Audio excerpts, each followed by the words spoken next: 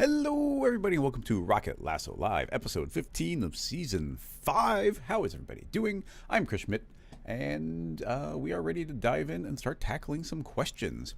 Let's see, any news? Well, first of all, people start getting links together.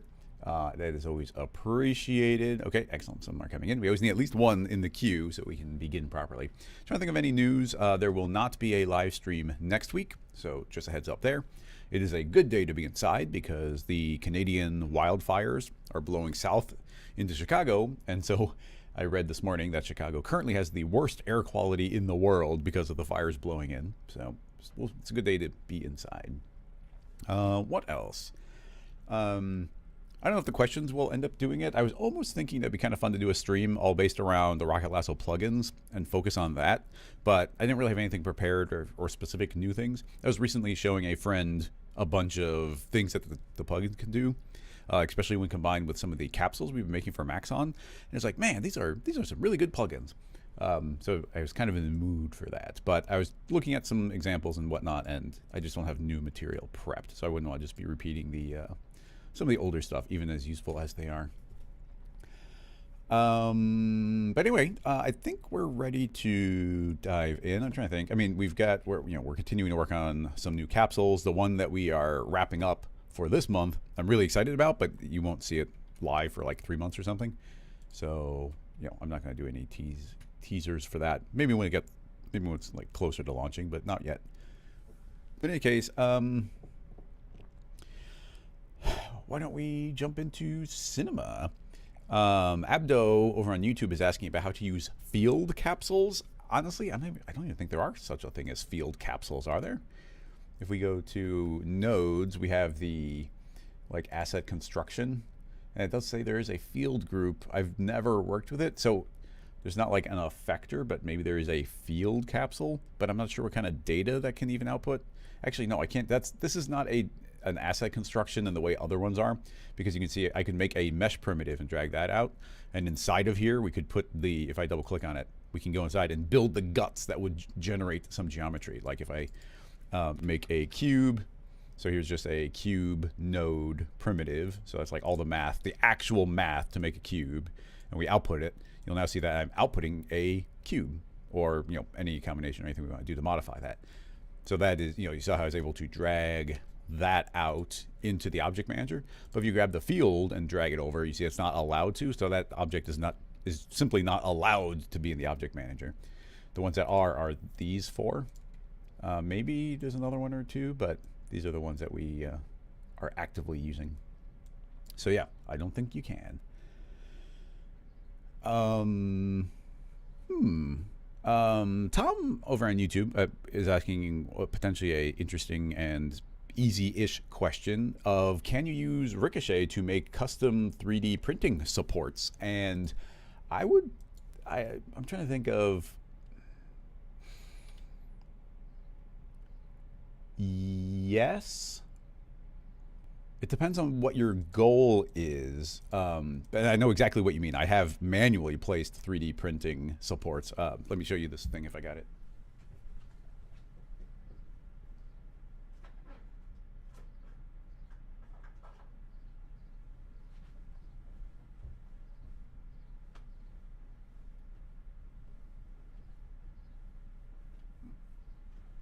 Well, okay, I seem to have misplaced it, but I have this 3D printed pyramid. That's kind of fun. I can probably find the model really easily. Let me search on the other monitor into my F drive, and inside the F drive I should have a, I thought there was a 3D printing folder.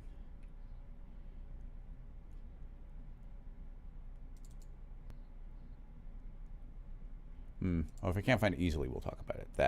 Or about my thing at some other point. Maybe it's in my share folder.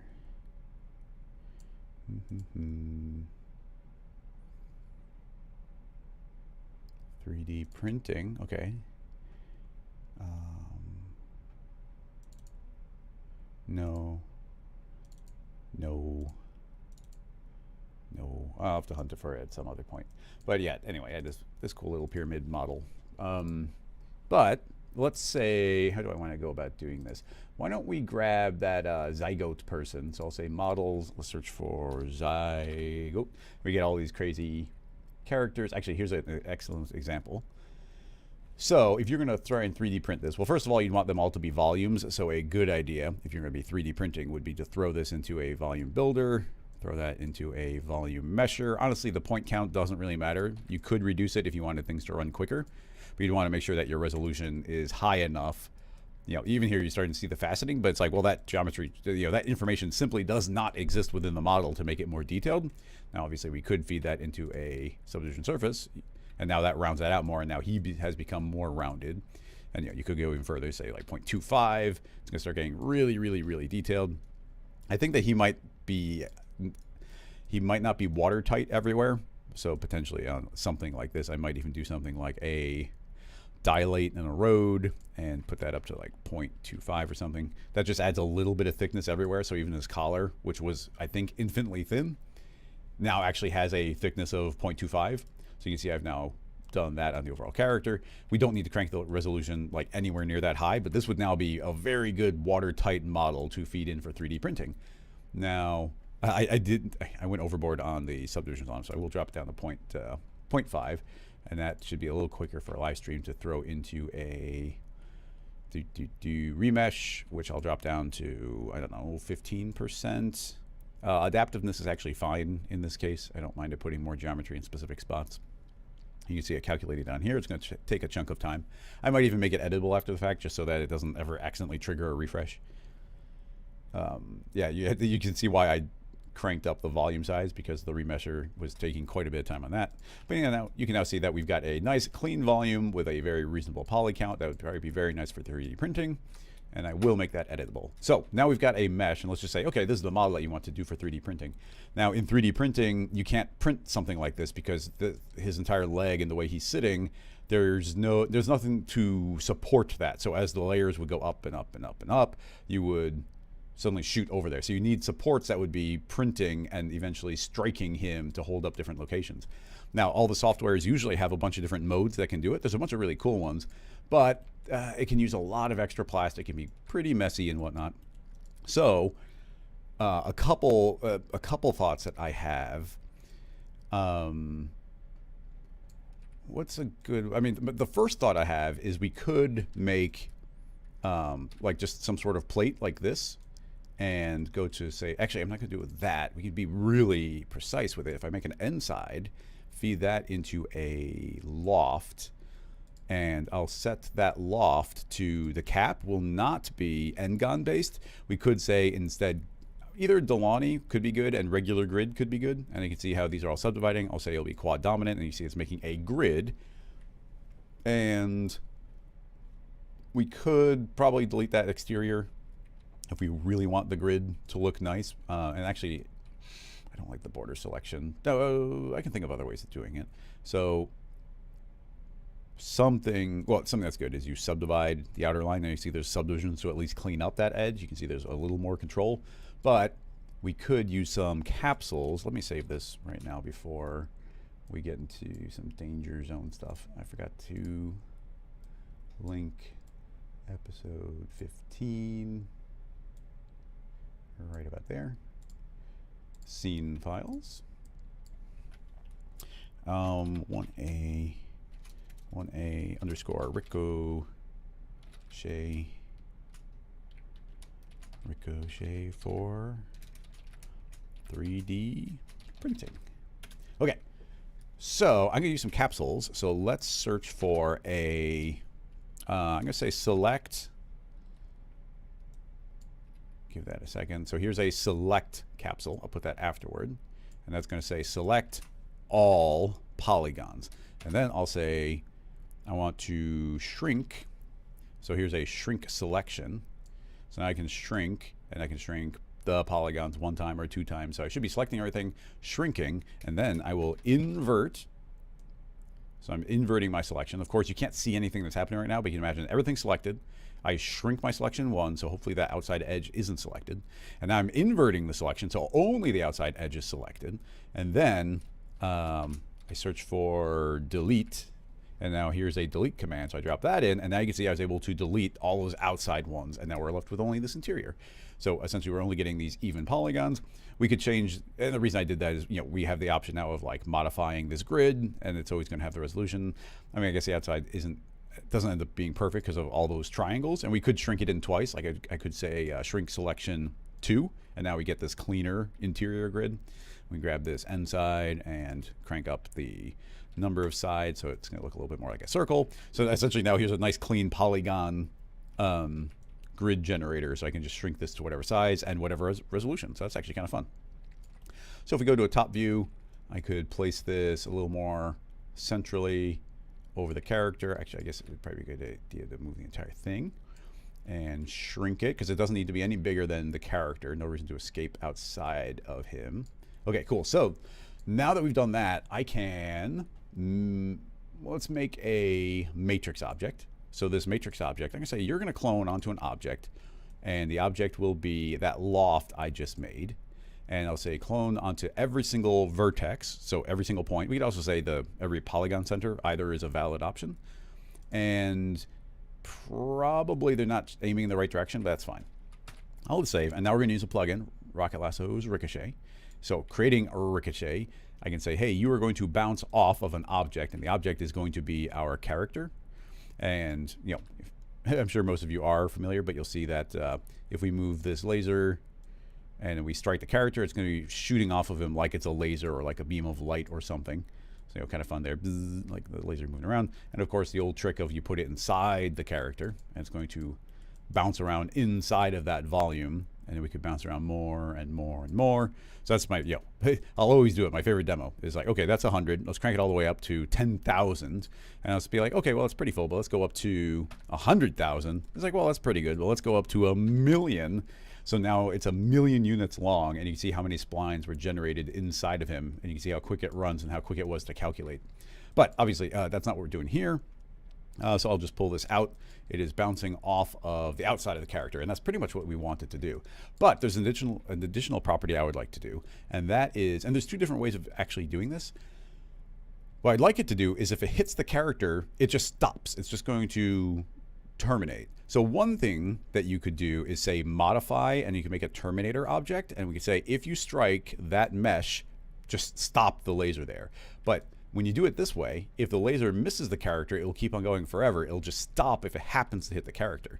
But if we clear that out, we can do is go to our main tab, and currently we're doing a total length, so it's how long is it, but we also can change it to the count, like how many bounces are there going to be. So if we switch there, it would try and bounce 5 times until it stops. But what I'm going to say is, actually, I only want you to bounce 1 time. So now it's only going to return the laser if it bounces 1 time. So now if it misses, it doesn't even generate the line. Only when we get a hit do we get the line. So with all that information in mind, I will now say that this ricochet is not going to be based on the Z axis of my ricochet. Instead, I want it to be based on a matrix object. So I will link a matrix object. So let's say it is this matrix, and you'll see, let me switch it to total length, and you can see that this is now shooting a whole bunch of lasers straight down. So every single matrix object has become a brand new laser. So inside of that matrix, let's spin it around. I'm going to spin these around 180 degrees, so they'll be aiming upward. So all I do is spin the matrix, and then you can see all these different lasers are hitting the character and bouncing off of them. But if we go back into Ricochet and set it to count mode, now only the lines that are actually striking the character are even getting created.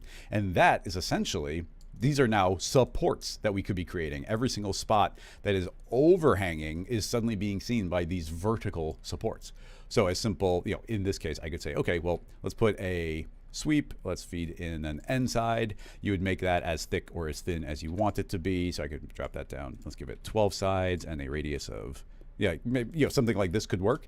And just based on the very nice, clean way that we built this, we have the option of grabbing the original object and increasing it, decreasing it. We can grab this loft and change our grid size. And now you can see I'm making fewer supports, and I can shrink it down and make more supports. So we're completely covering all of the spots that the character would need to actually be supported. But we, and you have a lot more options as well. We can go grab that matrix object and do something like feed in a random. And I don't want random position, but I would like some random rotation. So as we add in, let's just say 5, 5, 5, you can see that these all start tilting a little bit. So potentially, these will grab other spots. You see this one actually made it up, and it's striking the chin of the character. So you get options like that. And I could push it further, 15, 15, 15. And then you see I've got all these slight angles there. Like maybe there's a reason why that would be a better print for you.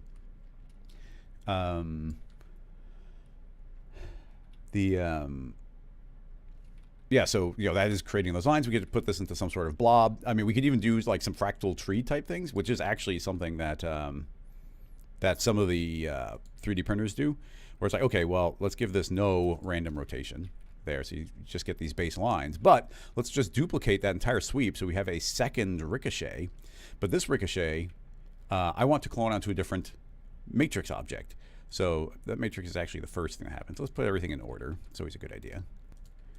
So first we're generating, here's where, that's the mesh. Here's that floor. Here's the matrix cloning onto the floor. Here's, let's call that matrix 1. We'll call this sweep 1. So now we're working on sweep 2 and ricochet 2. Why not? So what I'm thinking is we make a duplicate matrix. Here's another matrix. So this is now matrix 2. And I can say, okay, matrix 2, you are not cloning onto that floor. Instead, you are going to clone onto an object, and the object will be that first ricochet. So now you can see I've got all these second matrices all lined up on the object. So then I can say, okay, second ricochet, I want you to not be based off matrix 1, but instead matrix 2. So now we've got, it's hard to see right here, but we've actually got a bunch more lasers that are shooting out, in theory, hitting the character. I'm going to set this to total length and see, oh my, it looks like a bunch of them are being generated inside the character. Not surprising. Well, with total length, but I think it's working. So let's go back to count. And now I'll say that second matrix, I want there to, again, be that random effector. I don't want to affect the position, but I do want to affect the rotation. And let's give it up to like 45 degrees. So now, let's see. I want to see more of them. That's a good way of doing this. So that's all the matrices. And I'm not sure the orientation that they're aiming. Something I could do is grab this and scale down, point to and 0.2 because we're aiming on Z, so that's actually the orientation. So either it's aiming correctly upward or it's going downward. This 180 makes me think they might be aiming downward, so now in theory they're aiming upward. I'm not sure. Let's reactivate. Okay, that's way closer than I thought it'd be. So what's happening now is we get these secondary matrices, and those are going to have a new ricochet that's going to be shooting out essentially branches, and those branches are now striking the character. So based on those secondary branches, we can grab the original one and say, okay, we don't need as many, which means we grab our loft and we increase our grid so there's not quite as many. So we get like this base pole, but that pole is now generating some random branch points that can shoot off at different angles and catch other parts of the character, which are, you know, because they're still kind of vertically oriented, they're still going to be catching these underside points. So you know, it's a little bit crazier, but it's definitely something we do. We can add additional ones. We can randomize it more. I could double the count of that and we'll get more. You know, you could start pushing this further and further and get like a ridiculous amount of like connections. But it really does start looking like support material. So whether you're really 3D printing something or like, let's say you have a project that's like, oh, a client wants something to look like it's prepared for 3D printing. Like, here you go. This is actually creating those clones. We got these copies aiming up at the character. So that's one methodology. New Stream is asking, is it possible to loft and sweep between the lines?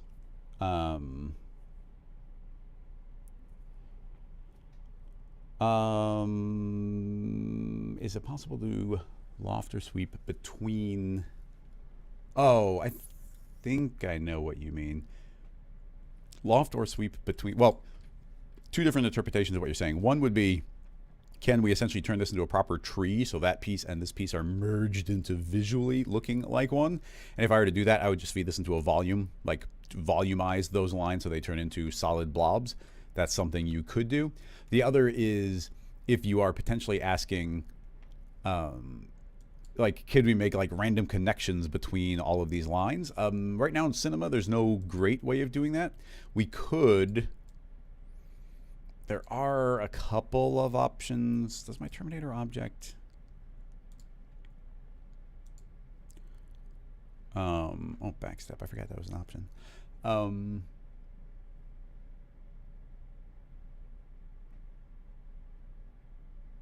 We could potentially have that laser shoot out from those and try and strike, you know, if it randomly were to strike another one of these lines that it would generate.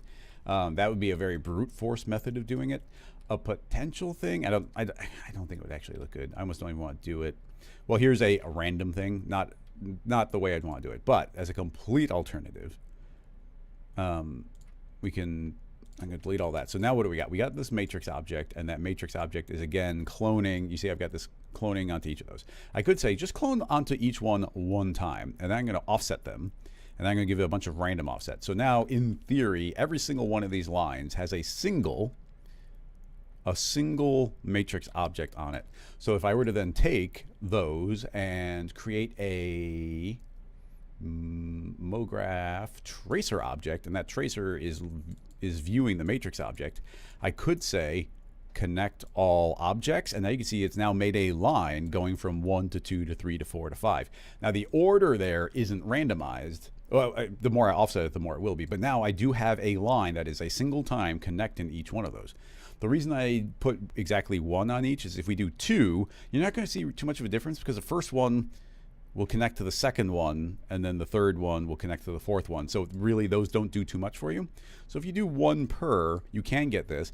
It's possible we could do even more random offset, where maybe these could get distributed in a wackier way. Like I'm really cranking that up, and maybe 1 isn't connecting to 2 anymore, but I imagine that each clone is a single time traveling the line and back up again, a long line back up. Actually, if we turn off per segment, and then we make there be more, that actually, yeah, this will be more random now because even some lines won't be covered. So some will get more than 1, some will not, but this will randomly create a bunch of different matrices all over the place, and the line will, because of this huge offset variation, be interconnecting kind of randomly there. We could change the random seed until we get one that we like the look of. That one looks okay. And if we grab that tracer and do a similar sweep and hide that matrix, you now see that, and even here, let's just hide the mesh. You can see that now we've got kind of these random lines that ultimately they do terminate on a pillar. Now they might pass right through each other, they might collide. It's not super sophisticated, but it was a way of getting random connections. So you get kind of an organized random, or you can get that very random version going. So kind of fun to do that. And then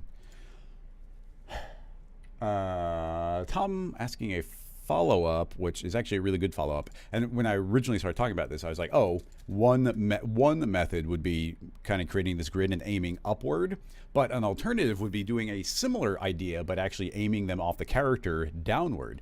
And potentially that is even better. This gives you this lovely grid, but aiming down could be better because, like, in theory, like, see this thumb? That thumb is not overhanging the ground, it's actually overhanging the character. So you'd potentially want a support there. So as a different rig, or as a modification, let's make it so that this ricochet is turned off. We've got this original matrix back again.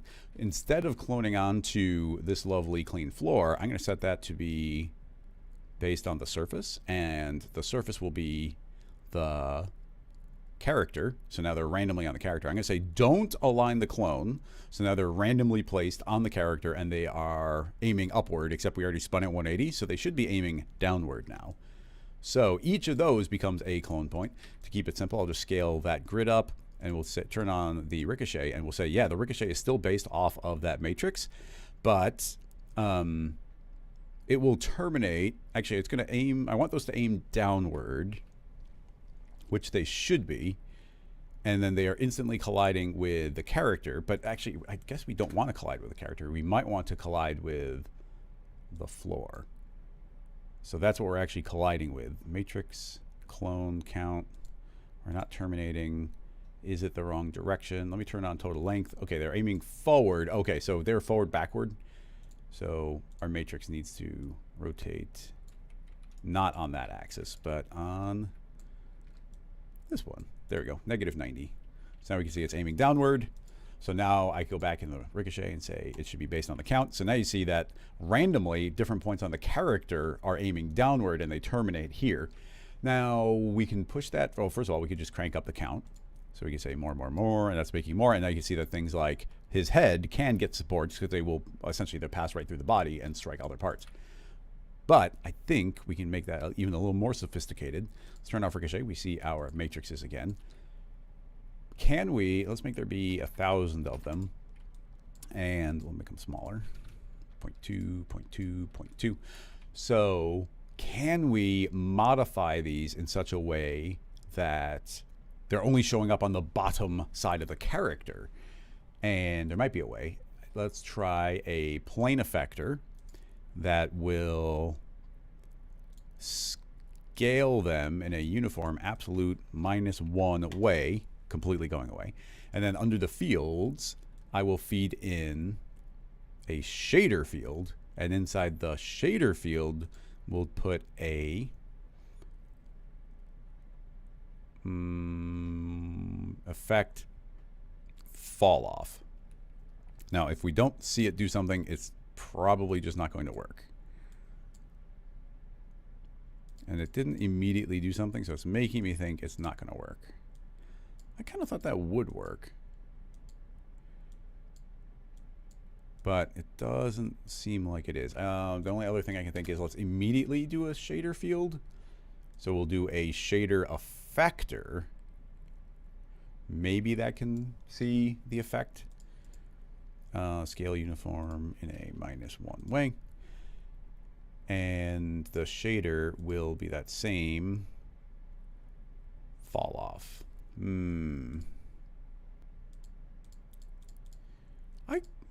I could have sworn that I had done this before, but it doesn't seem to be working.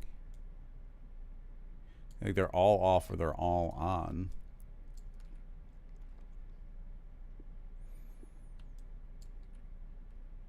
I thought the shader field and or effector could do it, but it doesn't seem to be able to.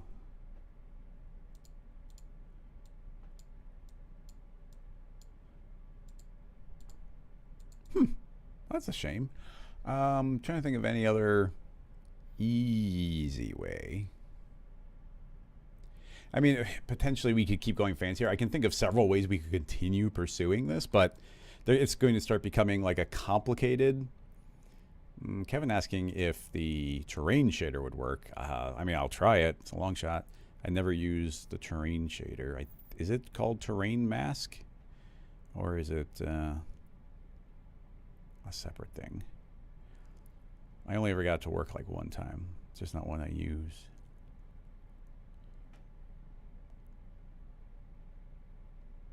I'm going to guess it's terrain mask, but I'm not sure. Yeah, that seems to be it. But again, yeah, unfortunately not, it's either all on or all off. It's not seeing it in real time.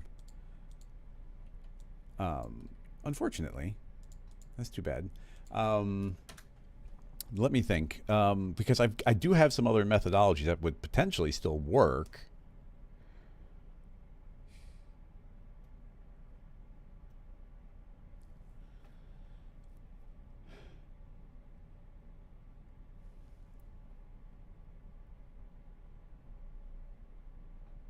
I agree, crossfader, but if it's not showing up on the, this isn't a render effect. This is like a fact. So I don't think rendering would solve the problem there, unfortunately.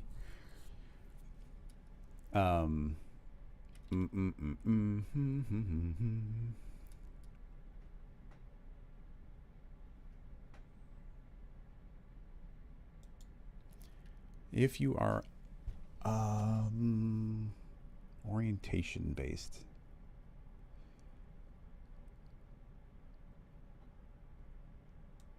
Because we could do like a double ricochet trick where it's like we take all of these and we aim them down, and only where they successfully strike something do we then create a new matrix to aim them back up again, and those become the real lines. Like that is something I've done before.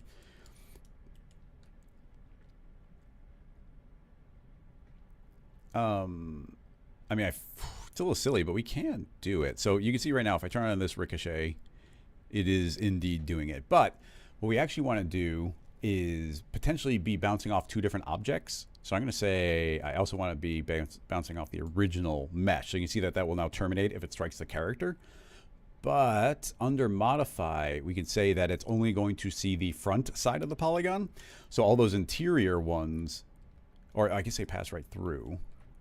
I guess that's a little backwards from what I was thinking, because I guess that's fine. But those are really short and they're interior. Like we wouldn't want those to exist because it's generating from there, traveling down, striking. But obviously that's not what we want. But they're striking the backside. So we could say only strike the front side, but now they're passing right through. Striking, yeah, passing right through and then striking the character again. Anyway, that is, it is giving us all these interior supports. And then it's only supposed to be on the front side, and the loft is always backwards by default, which is a little annoying. And I think that the reverse normals doesn't even work. Like there's a bug where reverse normals just doesn't work. So we can just manually reverse the normals with a reverse normals. Boop. So I should reverse it, and as soon as I reverse those, now it is seeing the front side. So in theory, these are mostly valid, but it is generating the ones from the top, where I'd really like to have them only be cloning from the bottom. So does it become valid where all of those are being grown now? So then, I know we're getting deep in the weeds here, but we can make another matrix, matrix 2. Matrix 2 is going to clone to an object. The object will be the very first matrix. I would like to create exactly one clone per. Don't loop, but do a full offset. So you see all of those are now at the very tip of all of them. And now we can essentially, I don't want to sweep that. There's no sweep. This is all just about creating the second matrix layer. So then, now we make a second ricochet. So we'll make a ricochet 2. Ricochet 2 is based off of matrix 2, which should be shooting, and like we are, let's hide those. So now I imagine all those lasers are I'm not sure what the orientation of those is going to be. So it's probably got to be 0 or 90. Okay, so, okay, cool. That makes sense. So I just spun them around. So essentially that matrix was aiming upward. That's all we just did. So we're not even seeing that first matrix. So all of these lines are from the second matrix. So only a line that successfully made it all the way down to either the ground or the character becomes a new spawn point, which we're now aiming back up again. So now that they're aiming back up again, they are striking the character again on only the underside. And hopefully that would have stopped the problem of a lot of those weird interior ones. but not necessarily all the way. I'm going to yank out that ricochet and use the sweep ourselves. So those lines now travel up, and now we get support material everywhere, including like on the character's head and whatnot, that is actually making that connection. Your support material does not need to be that thick either. Let me shrink those down. So yeah, little support materials that way. So yeah, another process that in theory is way more just on the underside, and it's coming from the character. I'm trying to think if there'd be ways of, I don't think there'd be an easy way of making there be more of a regular grid. I don't even know if you'd want a regular grid, but it is pretty random. So, you know, you could always go back and, you know, do different random seeds. This is going to place it randomly, make more, make less, make them thicker. Potentially using a push apart to scale them away so they don't exist if they're too close to each other. A lot of options, but Ricochet does enable like a lot of effects. So, you know, this is a pretty cool and unique effect I've never specifically tried with Ricochet. I've done this type of effect, but not for the purpose of 3D printing. Any follow-up questions there before we move on? Oh, Tom, that's a really good idea. I'm going to save this one, and I guess I should save another version. A really good thought was, would a vertex map see it? And I think a vertex map does see it. The only problem is, if we have a vertex map, do I have any way of making Ricochet see it? And I don't know if I do. But anyway, if we grab the mesh and we add on a vertex map, and we say vertex map, you're going to use a field, and the field you're going to use is going to be a shader field. In the shader field, now we feed it a fall off. It does see it. So this is what we were trying to get before. So essentially what we want is this to be the opposite, and we want it to be really high contrast. So by doing that, now you can see that we've only highlighted areas that are actually aiming downward. So that's pretty cool. But now, now the challenge turns into, how do we make those be the only things that exist? Ricochet doesn't have any way of limiting where they're placed via vertex maps. I just don't think that's a thing. Although we do have multiplier fields, we could probably drive it via a multiplier field. Can we drive the placement of a matrix object? Oh, okay. That's a good point I just thought of. I'm doing this with a vertex map, which is great for visualizing it, but we could make it a selection. We can make this a selection tag as well. So let's make a procedural other polygon selection tag, and we could manually feed in some fields, or a bunch of fields, but I can also just manually drag in this vertex map. And now this should be a procedural selection, which we can't see, unfortunately, unless we make a material, and we'll make that material a color, and we say limit that material to our polygon selection. There we go. So now you can see that this is now a polygon selection that's only aimed downward. We can always go back into this shader field at any point, remap where these are being placed. So we could spread that out, make it go a little bit higher. And now you can see the bottom one. So there we go. I knew there was going to be a way that, I knew there was some place that the vertex maps, I knew there's some place a shader field would show, and it was vertex map. I just did not think of it. So thanks for reminding me, Tom. So now under matrix, now we can add a selection limitation, and now those are only cloning onto those lower areas. Now it is randomly lower, but we did lower our point count, so maybe, well, point being is we can just keep on increasing the count here until we get enough that we like, find a good random seed. There'll be a lot, but we could set this to vertex, and now you see there's going to be one on every single point. Obviously, that's a lot. If we made a lower poly character, I mean, totally a valid thing to do, make a lower poly character and have them come from there. Just for our own sanity, let's drop that down to back to surface, and we'll just you know, leave there be a random amount. Keep in mind, this is the total number on the entire character, not in these specific spots. But some sort of more even distribution there could be helpful. But anyway, now that that's happening, we could take Ricochet. This Ricochet is seeing that matrix object. So now every one of the matrix objects is aiming down. And now if it strikes either the ground or the character, so it can make a line from the head to say the torso, it will indeed create that line. And then we could say, well, maybe some of these lines are like really tiny, like these little ones in the head, like we don't want those. There's no minimum distance in ricochet, but there is if we feed this into a utility splines, and it can be any of them, but I'll put into a smooth. And we can say, here's a minimum length. So you can already see some are disappearing. But as I increase this, we'll say, hey, if it's shorter than a particular length, like don't draw it. So we're getting rid of all the really, really short ones. And now we just are left with those. Change our count, because that seems like a bit too many. And that end result could get swept again. There we go. So we get our final lines. Now only coming from, they're only attempting to come from the underside of directly the character, dealing with interior hanging shapes that might not have been caught otherwise, creating purely vertical supports. And keep in mind, even here, this is a sweep. We could be telling the sweep to shrink down on each tip as they go, because typically you want the supports to be a little stronger at the base. As they go higher, they can get thinner. Sometimes the opposite. I don't know. 3D printing, there's a lot of nuances depending on the model that you're feeding it. But anyway, yeah, thanks for remembering that vertex map thing. Okay, we will move on to a new question if there's no follow-ups here.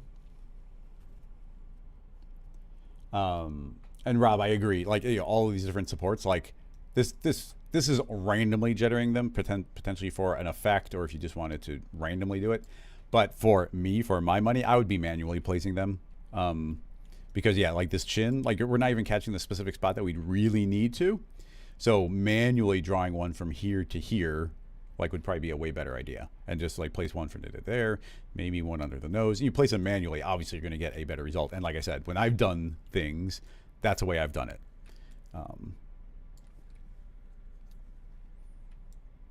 Yeah. Anyway, I think that will wrap that one up. Monthlies, your question is intriguing. Mr. Fresh had gotten in earlier though. Any ideas how to make this shopping mesh net? Interesting. It's going straight to a JPEG. Okay, it's just a photo.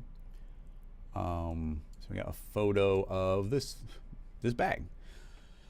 Any ideas on how to make this mesh? Well, the easy one would be a material. Like that could just be geometry and you just apply a material to that particular spot. Assuming you want it to be an actual mesh, you've got the simple way of doing it where you just make a grid of some sort.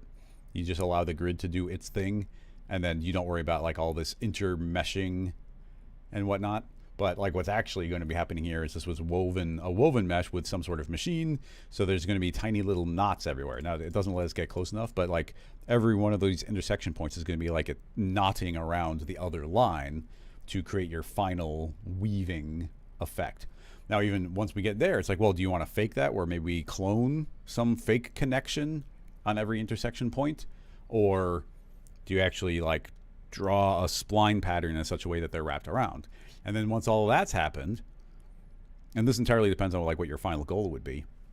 Once that's happened, are you wanting to like run simulation on it, or is it just like a static thing, or is it something you're going to deform into its final location?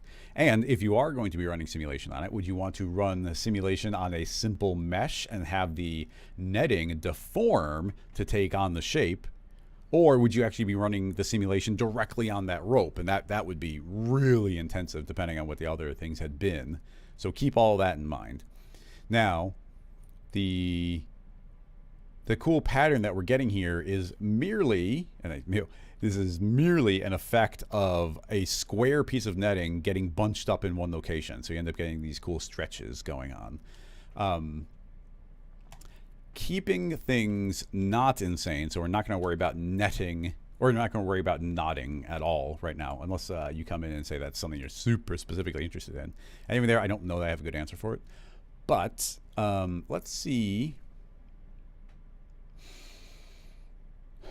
What are my thoughts here? I think, yeah.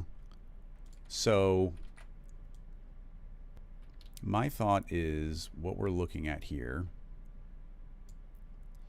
It's going to be something like, this is going to be a weird little rig, but let's make this 20 by 20. Is that enough? Let's do 30 by 30. And we're going to do a little more of that procedural modeling.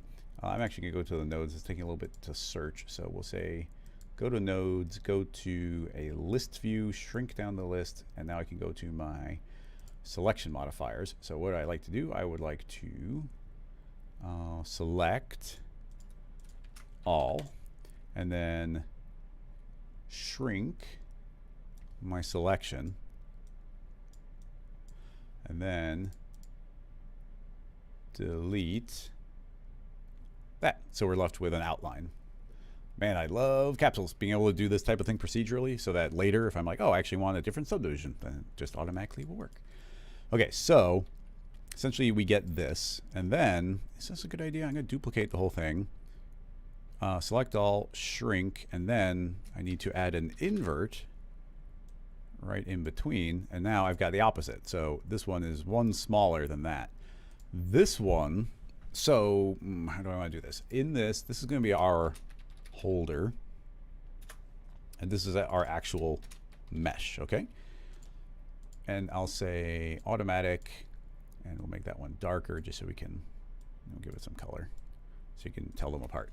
So I want probably both of these to be simulation cloth, but this one I'm going to say you're pinned 100%, so it's just statically there.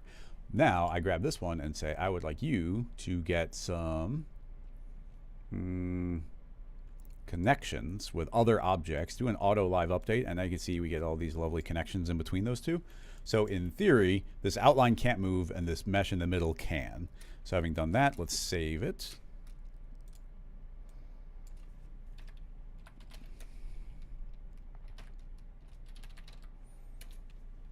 And if I hit play with any luck, yeah. So actually it worked perfectly. You see all that is sinking down. That's making, pretty much the shape we want it to. We can do things like say, okay, you are allowed to be very bendy, and we'll even give it a decent amount of stretch. And I'm going to say, this is not something we've ever specifically done, but if you see, do you see how these are like really pinching in, how these these squares start getting squished in until they're more like these kite or diamond shapes? This quad diagonals is preventing that from happening. Now the current situation wouldn't really have it happen, but I'm going to say none and hit play, and now you can see it's more stretchy, it's able to sag down, and we would be getting those pinches if the current rig allowed for it. But we are now bound to that entire thing. Okay, cool. So then now I want to not worry about running simulation quite yet, and I want to deform this original outside, this outline somehow. Trying to think of what the actual best way of doing that would be. Honestly, I don't care about squishing it too badly, but I like keeping things procedural. So so what is actually the best way? I can think of a couple ways, but they're all a little tedious. I guess the easiest one I can think of is I'll just make an FFD.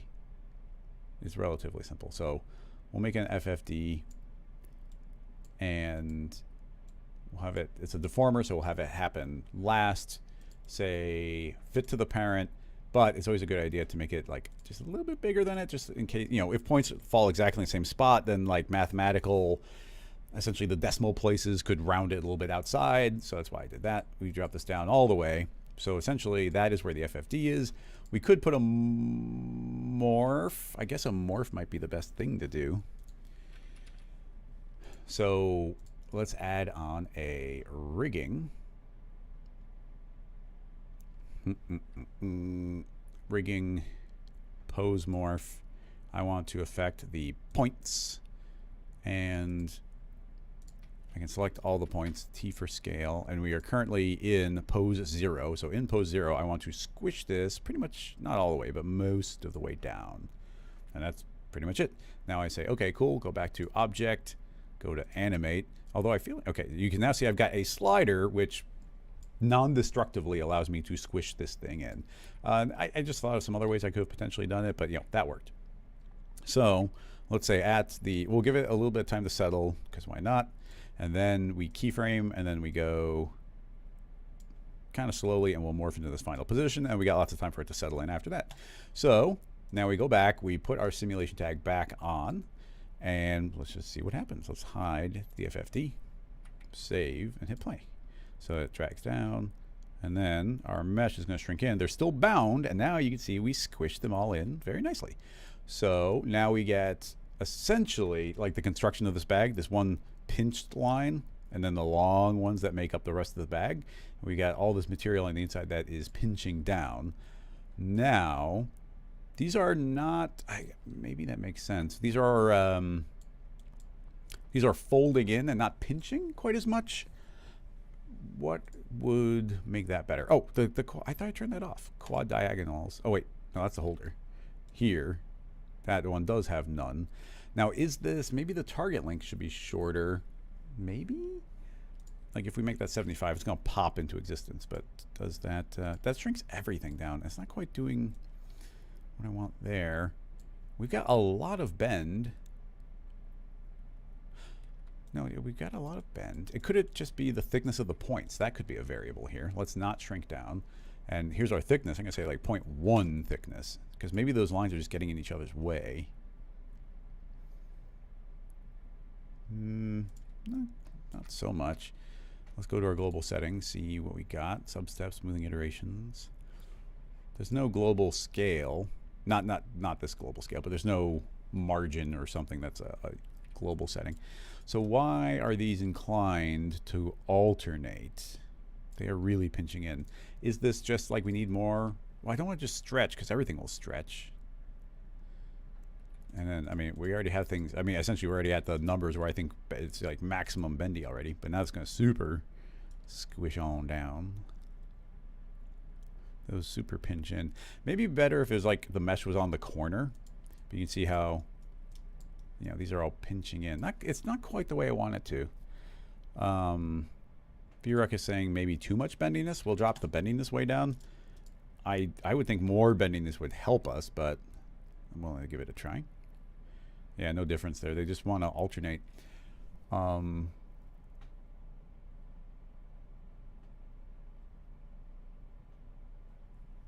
Yeah, they're alternating.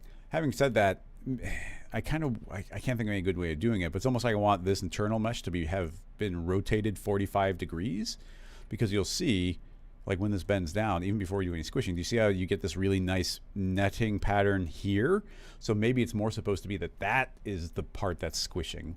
Having said that, I guess an easy way of getting around that would be maybe rotating our FFD 45 degrees.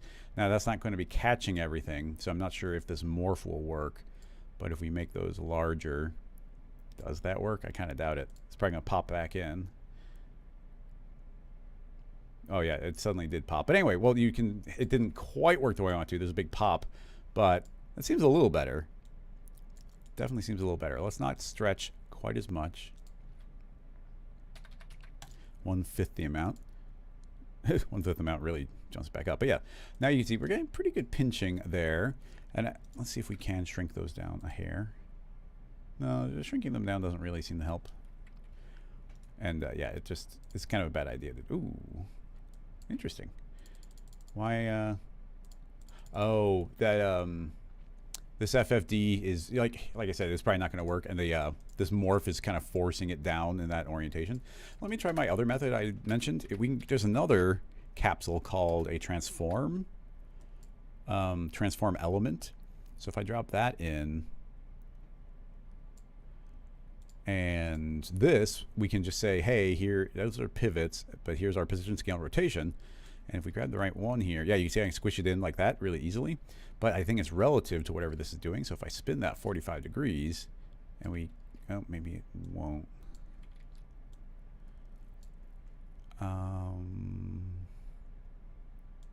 No. No. Interesting. Oh, that's super interesting. Look at this weird, oh, it's like a skew. That's interesting. I didn't know that was a thing.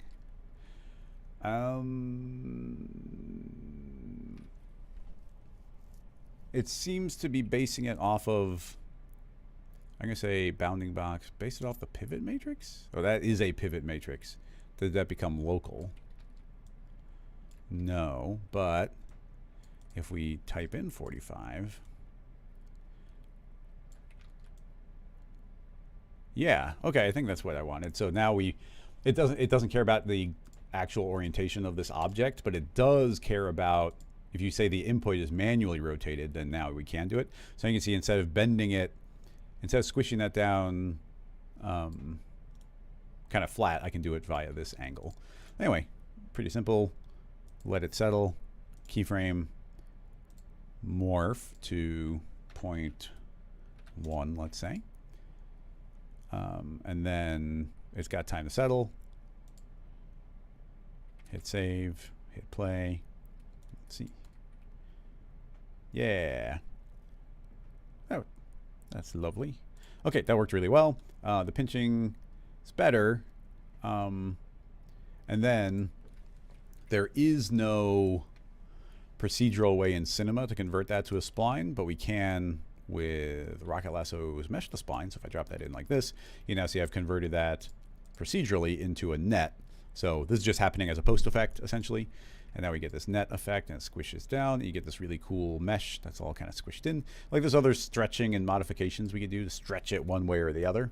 But I think that is a lot of what we're seeing. The specifics of that mesh, could be modified in multiple ways. Honestly, that's about as far as I can think to go with this one without more follow-ups. And I don't think Mr. Fresh, I was going to say Mr. Freeze, been watching too much animated Batman lately. I'm not sure if we're covering your question, but it was a good question, and I'm interested in that. And then even now that's in this state, we could do things where it's like, oh, a simulation does run on the other parts, and potentially it is holding a bunch of like fruits or something on the inside. But anyway, Monty's had a question that sounded intriguing, so let's jump on that one. And then everybody feel free to post more questions into a new scene file. Let's click Monty's question, mute the tab just in case, pull this over. So this is from Stracknell, who we get questions from very often, about their amazing work. Okay, really interesting. So you said you thought Voronoi fracture.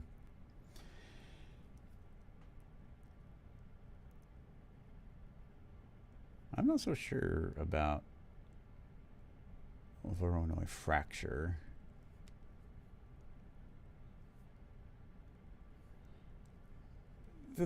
Interesting. I mean, the things are not...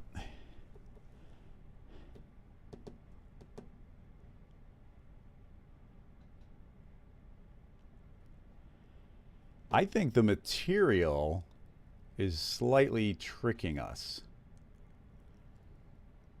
It's such a lovely material. And let's see if we can render a little bit here, because that could be handy. I don't know. I'm not so good with the iridescent stuff, but let's see what we can get. Okay, so I guess just to begin with, let's make a sphere. Let's subdivide it decently heavily. Let's give ourselves a HDR. Keep in mind, I've got my cinema set to default to redshift. Yours probably does not.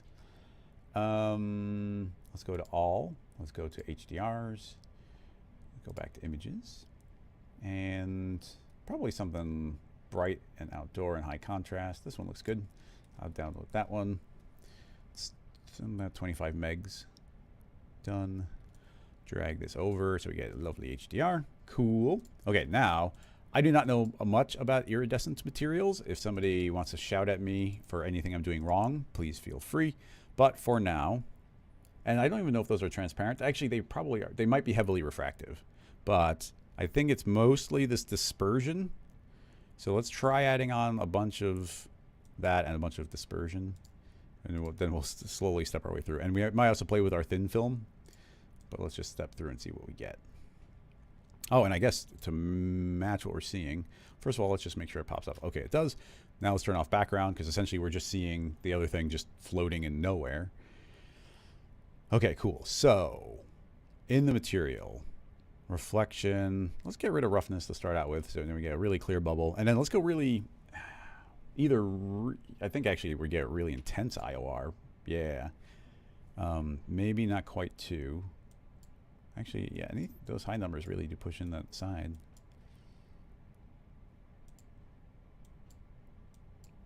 That just turns into a reflection if we go negative or below 1. So we got that, and then we've got our dispersion. So you can see like the mirror effect that we get a little bit. But it's not super extreme. Dispersion numbers are inverted, so very low numbers give big rainbows. There we go. Thank you very much, Zach. I knew you'd be the one to chime in if you were here. So yeah, nice tiny numbers, 0.01. Let's just try and get a vibe for this. 0.001. Okay, so we don't want to go that small. 0.1 did a good job, so let's do like 0.2. Let's try 0.5. Let's try 1. Even 5 just gives us a lovely rainbow. Okay, so that is dispersion, so it's use small numbers. I'm going to put that to 0 again and temporarily play with thin film. And again, I bet you that this needs to be really thin numbers, so let's say 0.1. Let's just try 1. Let's try 0.01. Let's try 0.00. Oops. 0.001.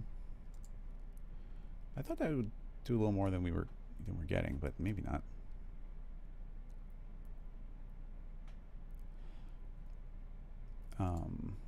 Whoa. That does quite a bit. So that's thin film, which I think is a layer on top of everything else. But let's just go back to that being 1. Is a thin filming having that much effect? Oh, it does. Okay, thin film has a major effect on this. There could be like some good formulas here that would give us. It's interesting. It's interesting if you say that dispersion needs tiny numbers because the slider goes up to 70. I guess maybe that is realistic. You see, you get kind of a cool thing, so maybe that's real. If you want rainbow colors, it's small numbers.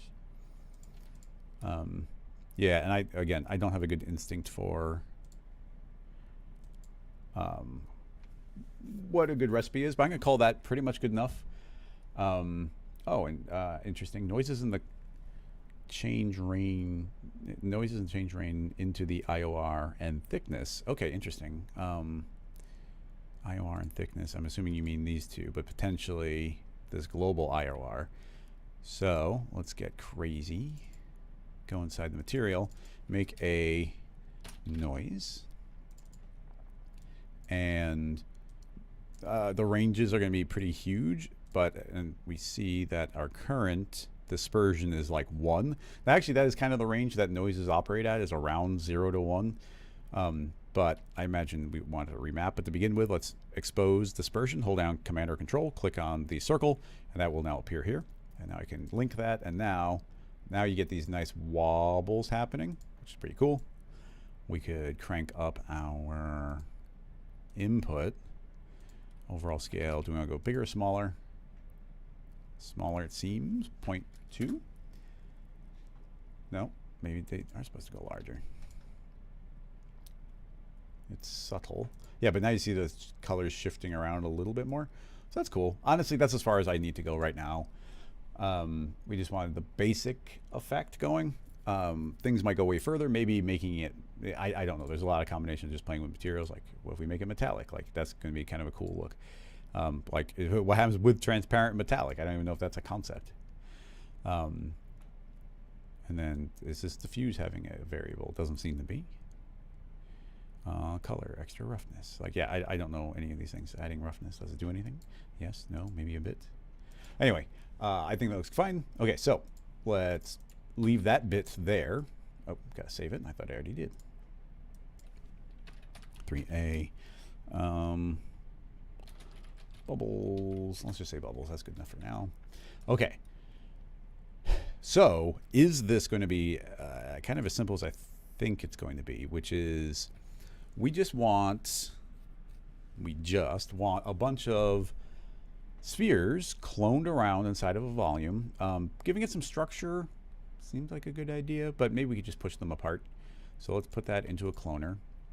Make a actually, yeah, even that's probably fine. Let's do we'll just do this nice simple grid of 5 by 5, and we'll shrink that down to 111, 111, 111. Is that bigger or smaller? Essentially, I want them intersecting more. 75? Yeah, 75, 75, 75, 75. So now you see we get significant overlap between a lot of them. Technically, we could turn on sphere here, and then now you see that we are cloning fewer, and maybe we can squeeze in a few extra. Oh, it's also per step, so now I should be saying endpoint. But yeah, now we get a cluster of spheres all doing their own thing. Now I'll create a random. I guess random could affect the position, like we could offset them randomly. It's fine with me. And then, so we'll say random dot position. Those don't actually move based on the reference, they don't move.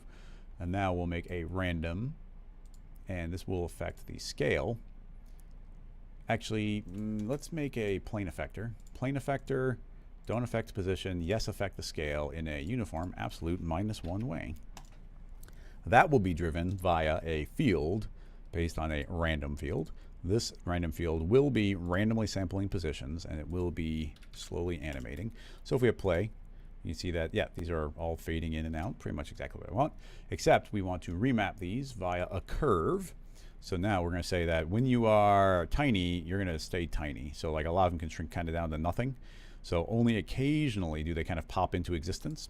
But when they do pop into existence, we can say that they live to be pretty big and large for a while. So now we get this lovely cluster of them all moved around and sometimes crashing into each other. Okay, cool. Pretty much exactly what I want there. Give it another save. So then we feed this into a volume. Now we say, now does this work? This is the question. I got some workarounds if it doesn't. So volume builder, volume mesher. Okay, so now they're blobbing into each other. We need enough resolution so that they look decently sharp. Even that's not quite subdivided enough. So jump those up to 64. We can go even higher if we need to. You know what? Honestly, I thought we were going to have to push harder. I had a different thought in mind. But you see, these are bobbing into each other pretty well. Now there's a setting if you combine multiple objects in, but I don't think it's even going to be necessary. So mostly, I'm thinking if we just put a smooth, and it can be a pretty light smooth, just enough to get rid of all those funky edges and make that look a little rounded right there. It's not perfect, but we could, obviously we crank settings up, so that's working completely fine. Now let's temporarily turn off those. Let's look at our final shape overall. So that's kind of the range that we're potentially working in. So I'll make another sphere just big enough to house all of them. This one's gonna be quite large, so I'm gonna say 124 for the subdivision, very high. And we drop that also into the volume builder. And we say only where these two intersect. Oh no, oh, we need the inversion of it.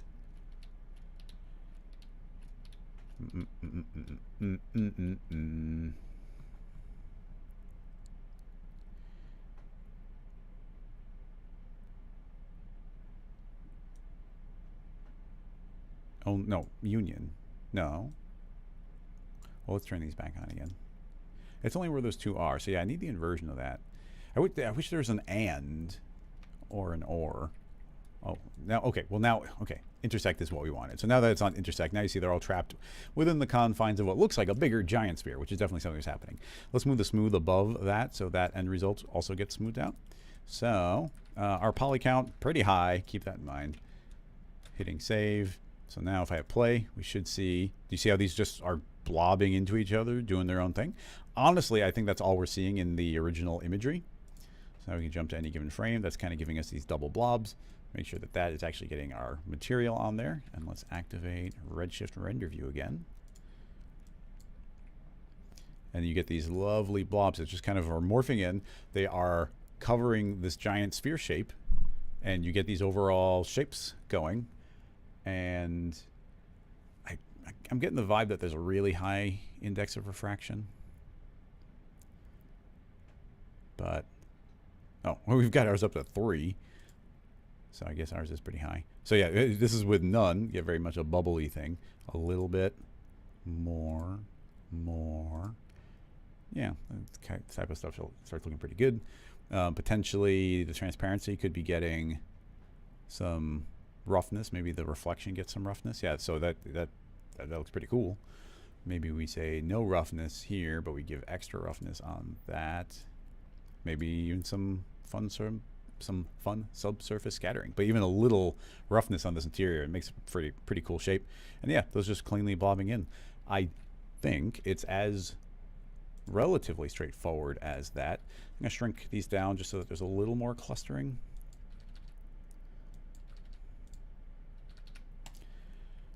A little more intersecting. Yeah, there we go. This makes it so you feel that outer sphere a little bit more where they're all trapped and they all blob into each other. And yeah, at this point, it's just making a really cool looking material, and there's probably a lot of combinations of really cool looking materials that would go a long way. Yeah, variation in the thickness is causing the effect. Okay, we can modify the material, see if that gives us something. So let's expose thickness.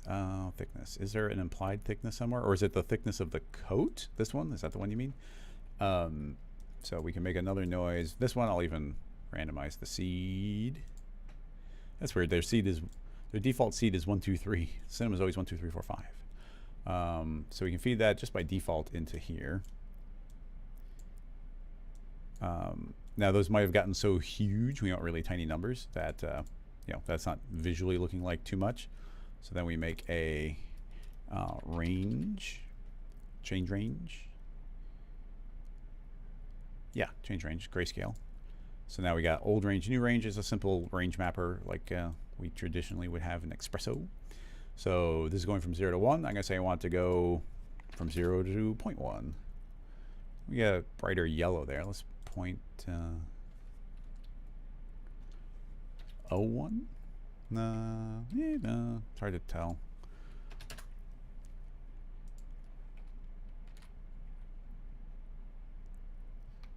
A little bump will go a long way as well. I don't know that there is bump. It's the other one seems smooth, but I just want to see what bump looks like. So let's put in some bump as well. Blurp. Yeah, as far as that interior material, it's just not something I've played around with a ton, so I don't have a good intuition for. But I believe this is mostly what we're looking at. Also, an HDR with like a lot of saturation would probably go a long way. Let's try going like way more saturated on that image, and instantly you can see like a lot more color pulling in.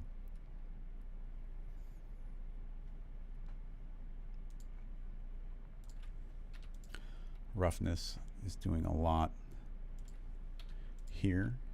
Get rid of that. Yeah, that looks maybe a little bit more like it. Yeah, well, it's starting to look a little crazy. 0.05, little blur. Yeah, that looks nice. Gives it some, yeah, that contrast, that saturation, that actually went a long way to introducing more color. Gamma, we could brighten it up. I mean, a lot of this is going to have to do with that really nice HDR that's in the background. So depending on what we do with it, that's going to have a big effect on it. And then even once you get something super crazy like this, I feel like it'd probably be a good idea to make a light source that's going to reflect. Let's say it's visible. Actually, I think it's visible in the, yeah. Oh man, look, that looks cool already. But right now it's just a big light intersecting. Let's scoot that over. And yeah, by making one really, so we got all these kind of abstract, really saturated colors, but by making one light that's kind of doing its own thing, that's going to be like super bright and distinct, it's going to kind of give structure to the entire thing. That's the hope.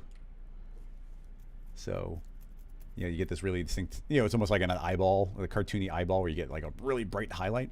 But the original light I dropped in there looks so cool. I want to put maybe a experimental rear light in here. So if we spin that around and don't intersect, was it just catching perfectly? Like if half of them are caught and half aren't, is that what was making that look really cool? Maybe it's just something to refract. I don't know.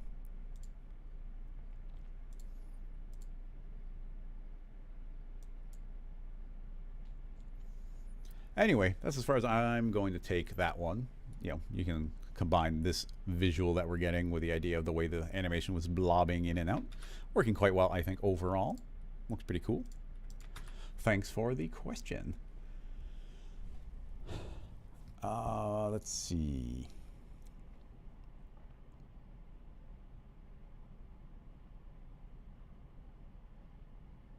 Yeah, actually, somebody's saying add some bloom. Why not? Let's add some bloom in there. Gotta add some bloom.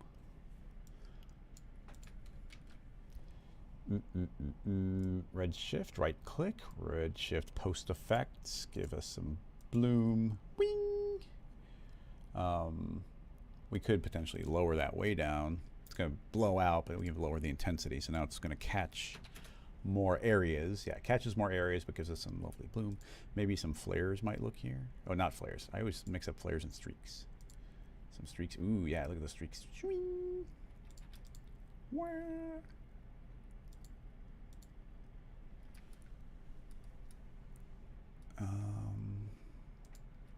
Control D. We could even go into our project and change color management to be open color IO, which should automatically stop things from blowing out the saturation. I didn't really see too much of a visual difference, but well, there it is. And yeah, the stuff I was playing around with, the biggest changes are going to be like your index of refraction. That's going to dramatically change the overall effect. Like we can go really high with it, we can go really low. With all that flare, it's really having a major effect. Adding roughness in, that's going to go a long way. That makes everything more solid. These post effects are intense when we blur it.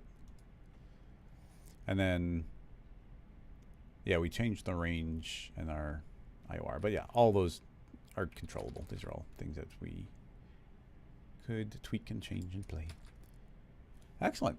Do we have any other questions? Pete's asking about jiggle deformer. You could not put jiggle deformer on this. Jiggle deformer requires there to be a static mesh. The point count can't be changing. Where this, it's as you put something in the volume builder, like your point count is constantly changing. Everything about it is moving and morphing. I agree. It would be cool if like all these kind of were reacting like ripples and whatnot traveling through, but that is simply not a thing you can do here. You know, you could do some global deformations on everything, but I just don't see a way that that would be doing anything here.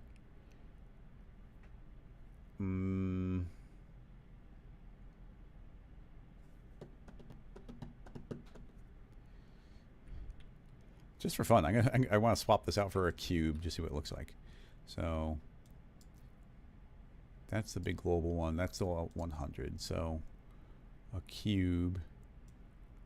Yeah, let's just swap. Oop, not the light. Let's just swap in a cube.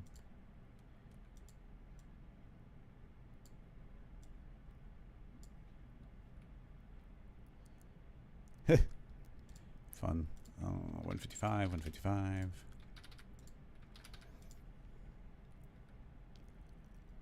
Hey, look at that. We should have done that from the beginning. Well, no, we were trying to catch the light and everything, but get some cubes. We can grab that original random position and say you are also random rotation. And it can go all the way, so I'll just say 720.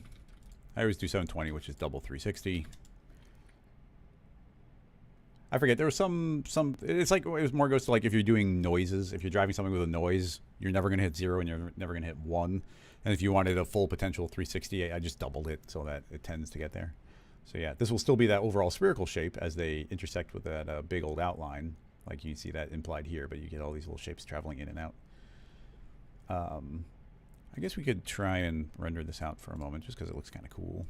All frames, redshift, threshold 1. I don't know how far that will get. It might look terrible, but we want it to render relatively quickly. Reasonable resolution, save, outputs, yes. Stop this one.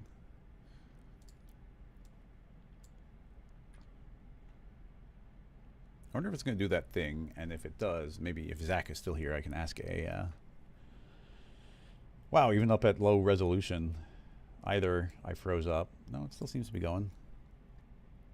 But that's going real slow. That's going kind of shockingly slow. And I got the threshold up as essentially as high as you can go. So I would think that the quality would just be way lower It's still going. Yeah, that's going to take a long time. Oh yeah, Drusen painting. But yeah, all those lens flares, like all the crazy glows and lens flares, will definitely do some Drusen effects.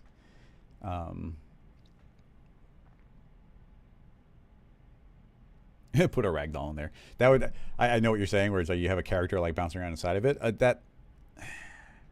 Well, actually, I was going to say that that's not a good idea, and it wouldn't be with the current mesh because the mesh it's constantly new mesh and new mesh and new mesh. But we do have the original cube doing its original thing. So if we just turn that into an independent collider, like potentially that could kind of work. But the way that everything is growing and everything grows and everything spits things out, there's a good chance that things would explode. But considering how long this is going to take to actually animate or I guess render here, I kind of like the idea. Let's take that concept and push it further. So I like our cubes. Let's save it. It'll be bubble ragdoll. So I'll temporarily take the material off just so we can see what we're dealing with. And we got these lights that always blow out in the scene. If we go to our preview and set these to 0.1, they'll actually look kind of accurate. Does dome light do the same? Is that also blowing things out? Doesn't seem to be. But anyway, we've got that. But essentially, we don't care about the volume builder. And then this big outer sphere is going to be a bit of a pain. But essentially, this is what we care about. And that is what we're actually seeing. So if I hit play, this is what's real. So like in frame one. In frame one, it looks great. But you can see as soon as we go in, the whole thing is filled up. So I think overall our cubes are a little too big. So I'll shrink these down so there's a little more space generally between them. So here's the thought. I will make a render tag display. Set this to be lines. So now we got this big outer cage. And we got our cubes. I will subdivide those because the new system likes things to be a little bit subdivided. So if we say, hey, you are a simulation collider, and things only collide with your front, and we say, hey, big old sphere, you are a collider, and things only collide with the back or the reverse normals, something simulated should be just kind of trapped in there. That's the hope. And these are just colliders, so they're not seeing each other. So if we make, well, let's just start out something real simple. Like we'll make a little sphere. Icosahedron, few extra polygons, simulation, cloth, balloon, double the pressure, so it's trying to inflate, and we'll say you're pretty bendy and just a little stretchy. Okay, pretty much that's all I want to do. We'll make that for our current tests. This does not need nearly that many subdivisions, visually getting in the way, and I would like this to be pink so we can see it. Okay, that's essentially the test. Let's see if that can survive getting beaten up, because it's only colliding with the backside. Oh, and I suppose let's turn off gravity. Simulation scene gravity 0. Simulation, we can slow it down a little bit. I'll do 30, which is not too much more. So now it's just kind of floating there. Boop. Okay, so it got booped. I mean, okay, if it gets trapped someplace impossible, it will just like destroy it. But as long as it kind of has room to survive, just go away.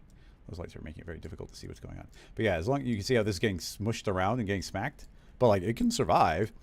Something else that's kind of neat is always keep in mind we've got this absolutely amazing. Whoa, why did it get super slow at the end? That's interesting. Maybe there's like a massive intersection happening somewhere on it.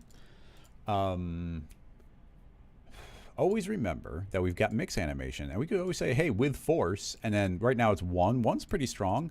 This is constantly, it will get battered around, but very strongly wants to return back to the center point. So you see constantly it's going to be like, no, I want to stay here. If you bump me away, I'll move away. But if we go down to like 0.25, it's a lot softer. So generally speaking, it's like, well, I want to drift back over there, but I'm not going to like snap back into position right away. So give ourselves a couple extra frames. So you can see it's getting bashed away, but it's going to be like, no, I want to get back to the middle. Now, poly count, this is going to be heavily dependent on poly counts. Let's see here. This square, it's really hard to judge here. I made them all a little bit bigger. Yeah, sometimes it's like it just fills up. It's random, so sometimes it fills up everything. Sometimes it seems kind of empty. So it's getting booped around, kind of fun. Now I think there's a pinch. There's a pinch happening somewhere. I think that it might have gotten to, like, oh, this is happening again too. Like that happened on the last slowdown. But I'm wondering if like this is getting pinched like from there to there, where it's like two things are trying to pass it through, and it's like, no, I can't do both. It just doesn't work. So that could be a variable there, which is definitely something to keep in mind. Now, as soon as we fight our way through those frames, it'll should speed up again. But if something is impossibly getting intersected, like what's the system supposed to do? It looks like a very long, impossible intersection, but that's my thought. That's why it would suddenly slow down. So yeah, I mean, I don't think there's much more to learn. I mean, we already see it running a little bit slower, and a ragdoll is going to be slower than that, but we can do the simple version. We'll make our fella, throw him in a mesher, in the builder, in a remesher. I did that backwards. Do our standard, increase our voxels, inflate the figure by 2, volume, remesh, 25%, 0. Very low poly. Poor fella. You're now a ragdoll. You are also going to be bright yellow. Now, very important. We need. Well, actually, I don't know how important it is if he's intersecting in the beginning. Because if he's intersecting in the beginning, but he can't bounce off the backside, then I kind of feel like that would just, yeah, it'll just push him out. It's just when two things intersect and crash him in. So I guess why don't I steal this display tag? Where is it? Is that the display tag?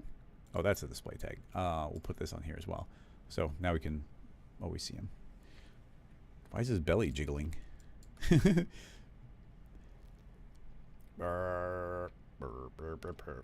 see. Let's give him a fighting chance. So we've got the figure.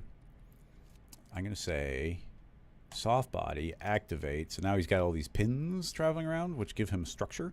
I'll say max poles, give him more randomness.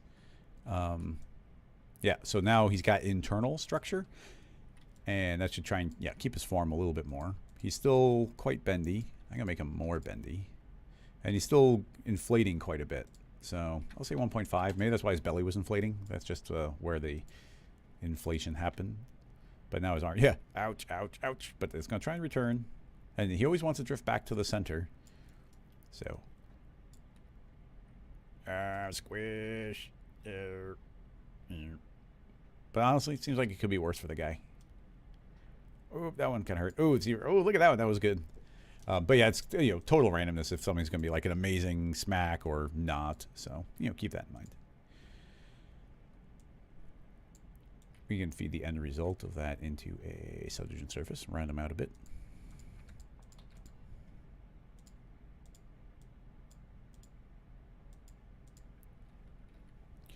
Burp, burp, burp, burp. Yep, he's not feeling so great, but it works. And with refracting and whatnot, that could be kind of an interesting additional detail. But even I think reactivating these volumes, like all the simulations happening under here. So this would just work. I just reactivate it. It'll run slow because obviously it's doing all the volumes. But he is not intersecting with that remesh. He's intersecting with those original static point counts. If that makes sense to everybody. Any questions?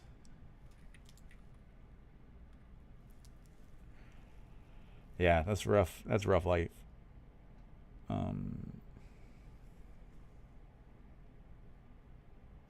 Turning off automatic sampling with low samples should speed this up. Okay, we can do that.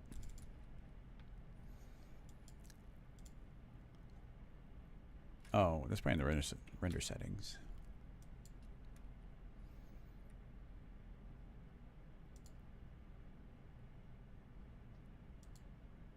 Automatic sampling with low samples should speed this up. Minimum threshold of 1, min 8 and 46. All right. I'll give her a go. Where were those lights? That's the one behind, so our camera angle was approximately here.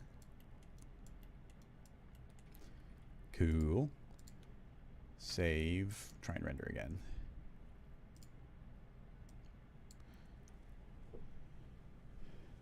Oh my.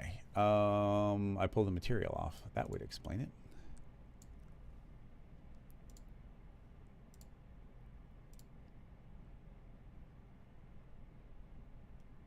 Oh wow, the illumination is like so ridiculously bright, which is giving us what we want there, but let's drop the intensity to 50%. But yeah, rendering way better. Still probably going to be blown out, but not quite as blown out. Yeah, but now we lost all those. Oh no, the saturation's still there. That was just a preview. But yeah, he's quite blown out. But I'm not going to push it any further. We'll let that go for a few frames. Let's see. Rit Maui is saying, does it feel to anybody that 2023 is slower than the previous version?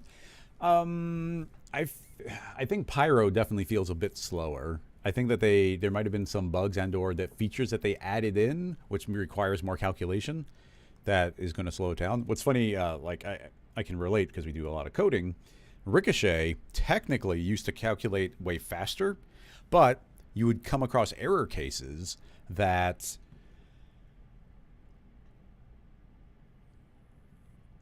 essentially would crash it or it would take an insanely long time to run. There was like two different, I want to say bugs, but two different situations that we essentially physics-wise didn't know what to do in Ricochet, and they would cause massive problems. So the only way to stop that from happening is to do checks. So like every time a bounce happens, you have to make sure that this thing isn't happening. And every time we do a check, we're making sure this bug doesn't happen, but it technically makes it that you're doing a check every single bounce. And and when you're doing 1 million bounces, that's a lot of checks. So yeah, as we made Ricochet, for ourselves, like internally before it launched in the beta, every time we found a bug, essentially it was going to run slower in order to compensate for the limitations it was running into. The funny thing is, we can let this run while I explain. The funny thing in Ricochet was a very specific circumstance, and I can probably visually simulate it really easily. So if I make a plane and I make another plane, and we're just going to do that. So essentially, now you can imagine this on like any model. Essentially, it's just a pinch point where there's a pinch happening. Pretty straightforward. But if I make a Ricochet and we aim up. Okay, cool. So Ricochet, link to that and that. Okay, so now we should be bouncing off those. Move up. Okay, cool. So let's see if I can make it happen. So you see you get this line, and now we're going to start traveling in, and eventually... Oh, and there's a lot of randomness, so this would mostly happen when there's no random. But essentially, if you get the angle correct... Well, this is just... It's escaping very well right now, and this might actually be our system compensating. But essentially what you could do is get a line that was perfectly traveling into something, and it would make a perfect repeating pattern where it's like it'd go like bounce, bounce, bounce, bounce, bounce, bounce, bounce, bounce, bounce, bounce, and it would kind of be this perfect pattern that would infinitely go down. And it's like you could zoom up and zoom up and zoom up and zoom up and zoom up, and there'd just be like constantly this smaller pattern that was like bing, bing, bing, bing, bing, bing, bing, bing, and then you zoom up and zoom up, zoom up, and it's like bing, bing, bing, bing, bing, bing, bing, and it's still going, and it would like infinitely go in. And because we're trying to achieve a particular length, let's say you have a line that's 1,000, it's like, well, I just have to keep doing these tiny micro bounces until I get up to 1,000. So essentially you would crash Cinema because this calculation could never really finish because you're creating, millions and billions of points as it does these tiny bounces. So eventually we had to build a check that's like, oh, if you've bounced and you've only moved a certain distance and you bounce up to 5 times, introduce some randomness so that you can escape this repeating pattern type of thing in order for it to escape that infinite regress.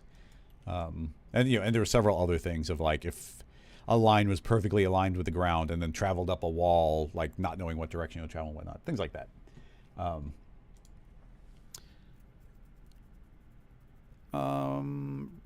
Rit Maui. I haven't specifically noticed measurable slowdown on things, on other things. Like Pyro's the one that's like, okay, this feels a bit slower. I think I even went and A/B tested between the 0.1 and 0.2, and it's like, oh, 0.1 was running about 25% faster. But like I said, I think that's probably because Pyro got some bug fixes. I don't know bugs because I didn't really bump into too many. I mean, I will agree that Cinema is not as stable as it used to be. Like, it used to be really, really hard to crash Cinema. We have gotten a lot of advanced tools now.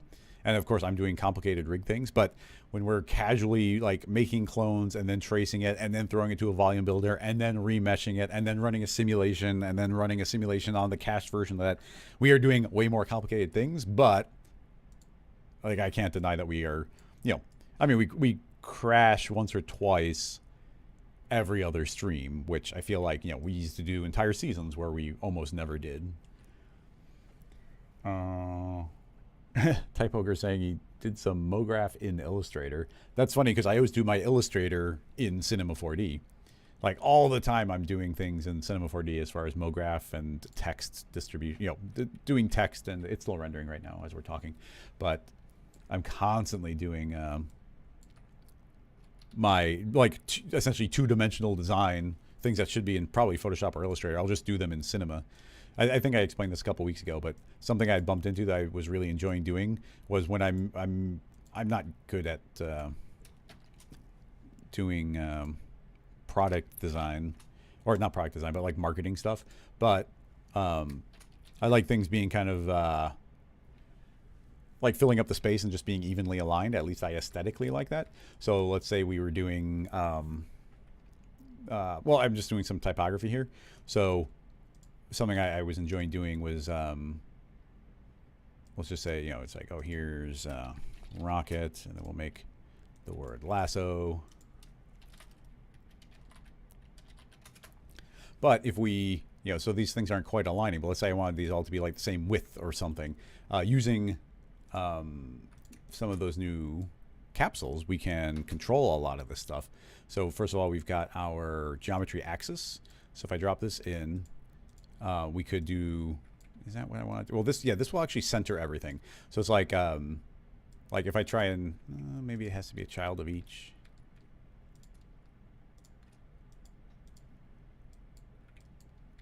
Does it have to be a direct child?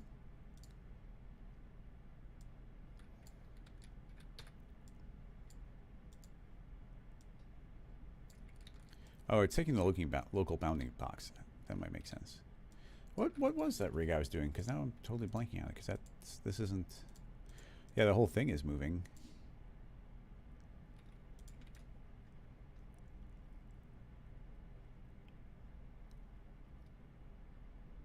Huh? I'm kind of blanking on what I did because this just kind of automatically works this way.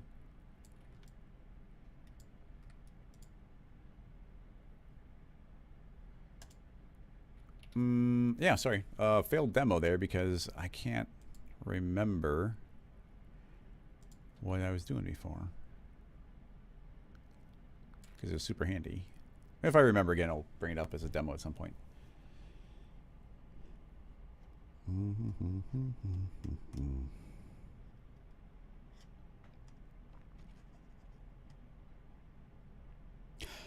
Oh yeah, Tomcat's mentioning the volume builder freezing or constantly wanting to update. I've run into that, especially if you do like a volume builder combined with remesh, that this the little taskbar thing, it'll just keep like calculating and calculating and calculating and calculating, and even if it's not happening in the scene file, it might happen when you open up a scene file for the first time. And the only way I found to stop that is like essentially turn off the entire hierarchy, turn on like everything that comes before the remesh, and then activate the remesh, and then it does seem to work. But I have found that constant calculating. It doesn't crash, but it does just keep on thinking and thinking. This is still rendering. It's only done 18 frames, so I don't think we're going to be able to get like a full-on animation before the end of the stream. Ooh, that's... When are we... Maybe, I think just because we're rendering, it's not going to even play back smoothly. So we can't even see that in real time until I restart. So it's definitely a little blown out now that I'm seeing it in motion. Do we have any other questions to tackle? Travis, I was thinking it might have been the one that does scale, maybe, but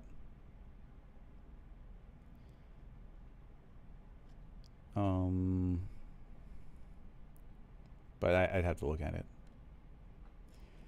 And I do agree. There are a bunch of things in cinema that would be really, really nice if it could do some multi-threading.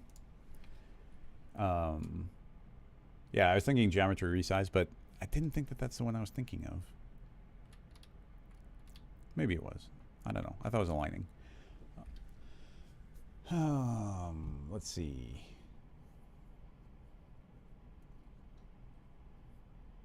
The view transform at the top of the preview prevents feedback. Or the what? The view transform? What view transform? What are we talking about here? Are you saying this thing? No.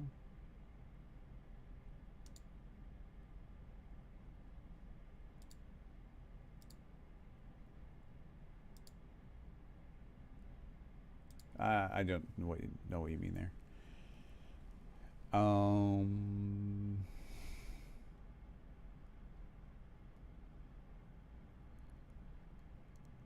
Drop down menu upper right. Oh. Oh, I see. Well, I guess that explains that. The view transform. So it was viewing it through that ACES workflow probably. But yeah, I did not know that that is what was slowing things down. Super blown out though. That's fine. Nice in concept.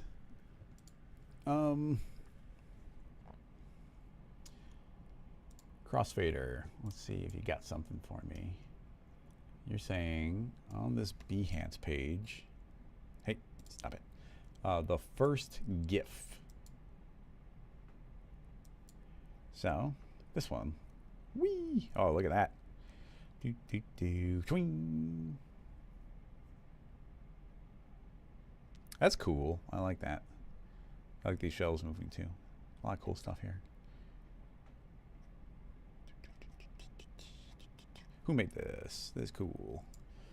I cannot read that. Funborough. I'm going to say it's Funborough. Neat. I mean, we can do a simple version of this. So, let me think what I would actually do here.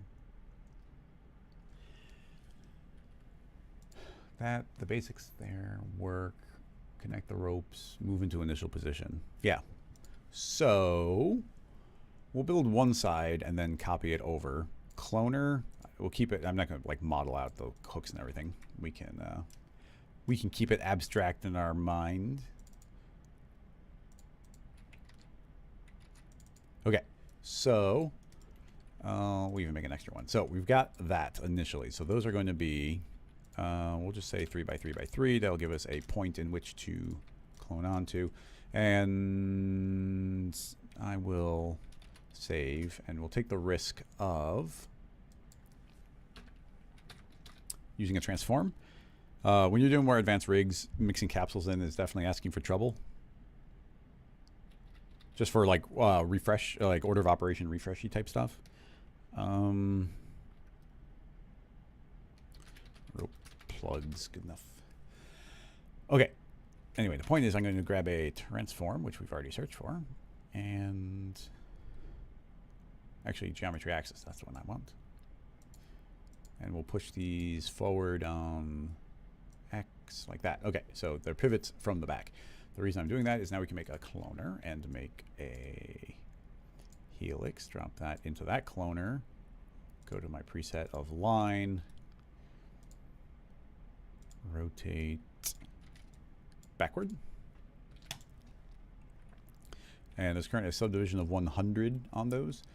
And I'm just going to let those drift. We could potentially lock them in. But anyway, the thought now is simulation rope. Simulation I want to say collider, but we're going to do cloth with pins turned on. And then save and go to global, no gravity. We'll make some turbulence just so we can see something happening. Turbulence. We're a pretty large scene, so I'll crank that up, jump this to 25. We should be able to see something there. And now on the rope, I will say you will connect to other objects, update live, link. Those should be, in theory, connected to the back of each cube right now. So we hit play. There's no gravity. Oop, they did not connect to the cube. Other object, same object. That is there. These are ropes. Those are subdivided. Oh, that's going to explain it. I should have done 3. Let's just do 2. 2, 2, 2. Now there's a point. There had to be a point close to it so it could actually link to it. So there we go. Now it's linked. Hit play. Now they're connected. So now we get these lovely lines kind of wiggling around. Even now the turbulence, it is a large scene, so turbulence will go up to 333. Give me bigger turbulence. 555. Okay, and then for our sanity, I'll also make a wind. You know what? I'll just do that connection I was saying that we might do, and I'll do it.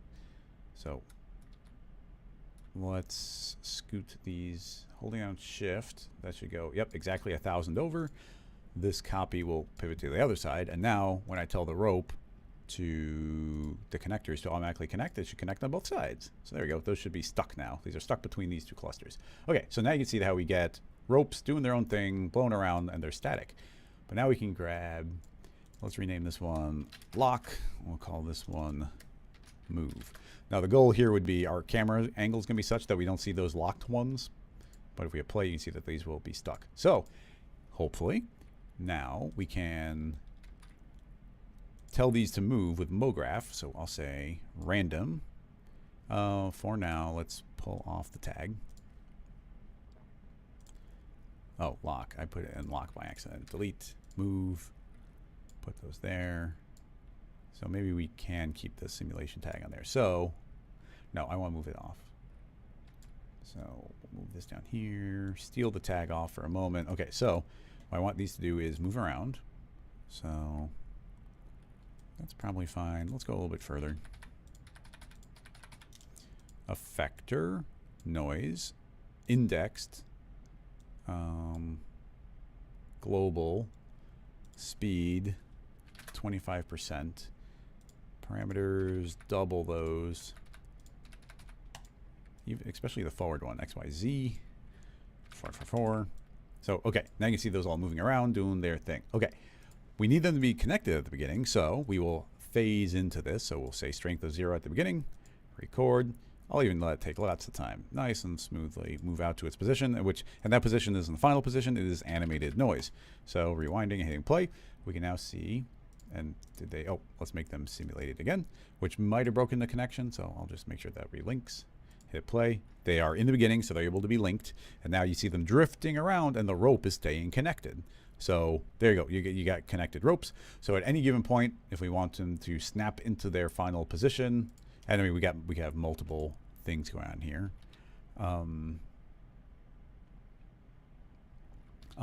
Actually, yeah, I'm gonna get rid of this keyframed random, and I'm going to make a plane effector. And that plane effector is also piping in, as you can see. Don't push back on Y, but you will push back on Z naturally. Inside of the plane, in the field, I will give it a group field. Group field, thank you. The random will also get a group field. This group field is currently not outputting anything. And in fact, we're pretty much going to keep it that way. We will make a solid, and this solid is going to get its power animated. So at the time of 0, it'll be 0. And then at the time of about 90, it'll have faded up to its final thing. And then, and you know what, I changed my mind. We'll let that happen pretty quickly. 30 frames. So it's going to animate it around to its own thing for 150 frames. And then we'll keyframe that value. And essentially that animation showed it snapping into its final position really quickly. So it'll just snap back in. That's the idea. So let's see what that does by itself. So We need it to be nice and clean at the beginning, which we do by slowly fading into the position. But our animation, like the animation wouldn't actually start until like right now. So it's like, okay, here's what the animation looks like at the beginning. And then these are drifting around. They're doing their own thing. La, la, la. Happy little ropes traveling, doing everything. And then finally, right around now, snap, they all jump into their final position. Now we do have these keyframes. It's actually surprisingly showing the keyframes. We could really kind of clack them in by going to our F curves and say, there it is. We'll say that those kind of just smack into their final position. So like they'll go right in. We'll have that happen earlier. We don't, for demo purposes, that can just float around for 60 frames. And then snap. I don't love that arc. I do want them, let's have them do a teeny weeny bit of fade, and we'll extend that out a bit. Potentially give them a little more time. Anyway, you can easily imagine the other pair of buckles on the opposite side. We can pinch these down like so. So yeah, we let these do their thing. Let's get rid of let's make these not spendy, which should maybe keep those a little more straight. They all plug in. I'm going to make that Y. I'm going to say that these are actually going to be drifting even further back. Let's say minus 500. So now we should see that as these fade in, you see they really move backward. So they're hanging out really far back. That's why we have a plane effector, and this is affecting our Z, dot Z. And then at the end, now they suddenly all fly forward and snap in. So that's pretty cool. We could put a big old global drag in simulation. Let's say that we're losing 15% of our motion. You see that slows down quite a bit. So the beginning doesn't matter. I'm just not doing it because we have to make two, but maybe that's fine. But I kind of want to put a wind blowing all these strings back, but now all of them travel forward and snap into their final position. We could, you could do all sorts of things so they don't all get there at the exact same moment, but I feel like that's kind of hitting the mark. Simulation forces wind. Let's blow these backwards. That does not look like 90. 180. So let's see how much wind, because you can give it a little bit of time so they can actually get into their final position. As usual, 50 is a good number to make sure things are actually happening.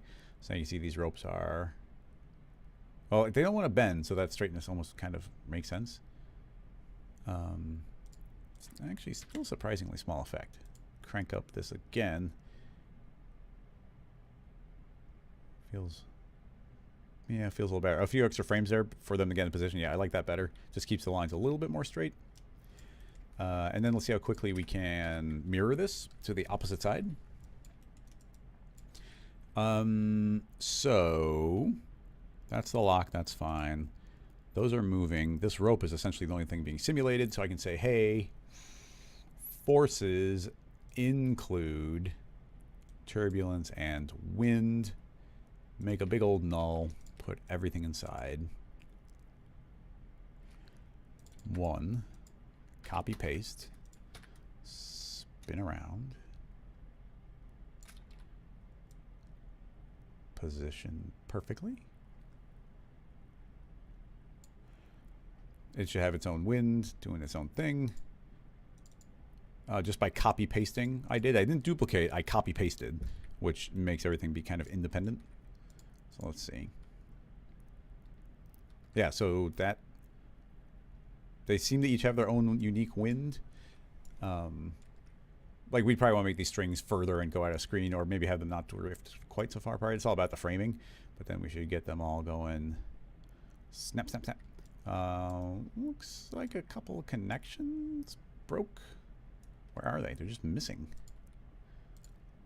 That was weird. Where did those go? Oh, yeah, look at those disappear. What is that? How did those 4? Why did those 4 just go missing?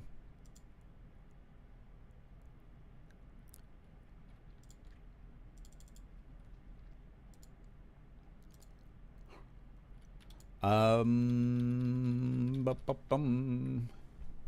don't have an answer to that. Why would those disappear? Those are, there's no breakpoint. There's no tearing anywhere in the system. And I don't think they were breaking until we duplicated everything. We've got a strong wind, but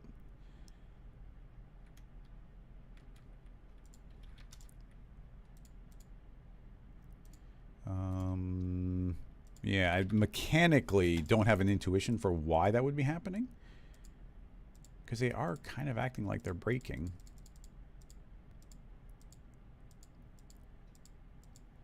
Oh, that's extra weird now. I'm frame by framing slowly and they're not breaking. But when we play in real time, they do? What?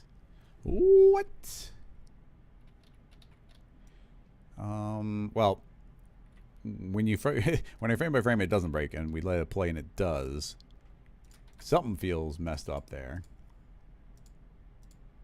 Wait, those clones are disappearing.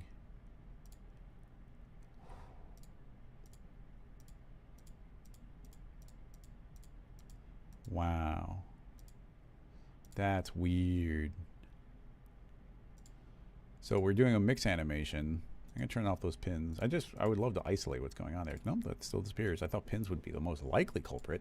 There's no ballooning. There's nothing. Those are all, that's straightforward. Now we did recently add the wind. No, not wind. Turn off turbulence. Oh, I turn off turbulence. It's not breaking. That's weird. Let's turn it back on again. It's not breaking again. All I do is turn off turbulence, turn back on turbulence, and now it's not breaking. Super weird. I don't trust it. Anyway, let's pretend. Nope, and they disappear again. There's some sort of refresh happening at 0. Control. Here's an old trick. I doubt it'll work, but if we say, hey, calculate a CPU instead, it will clear the cache. Did one of them? Yeah, one of them's just a different single one disappeared. And we go back to GPU, and that should have forced a cache clear. And now they all disappear. Wow. Okay. I don't think we're doing anything particularly weird in this rig. So that is just a straight up bug.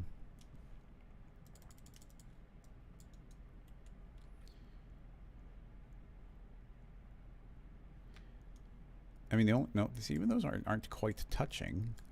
I was going to say maybe if those are slightly intersecting, maybe there's something there that like that collision is happening, which is propagating through the system. But with those randomly disappearing, I honestly don't know what to make of that.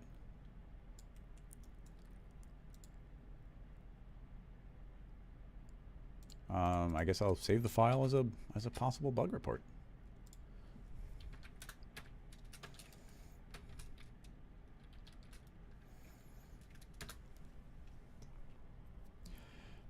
Yeah, not a bad idea. I'll copy everything to a new scene file.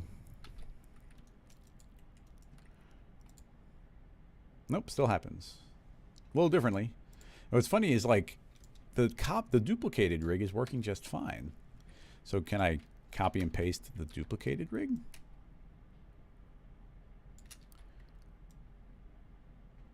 I'll put a little extra space between them. Well, see, it worked right there, but well, first of all, a couple of ropes are breaking. Now they're not. Oh, no, now they are. Yeah, some ropes are disconnecting. That's possible, just connections got broken when something happened. Maybe when in the other file when the things would disappear that broke a connection or something. But if that just falls away, yeah, those are just falling away. Why would some ropes just fall away? I know gravity's turned on again, but that should have nothing to do with ropes just falling away. I mean, I know we said that those shouldn't bend, but that not bending, like they still bend a ton. But yeah, look, yeah, without, if I say they're allowed to bend, these get really, really bendy. I mean, it still works, but like I don't want them to be bendy.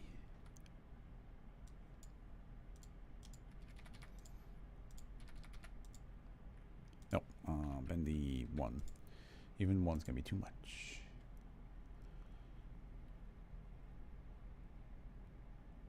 I would like to just see it run one time through.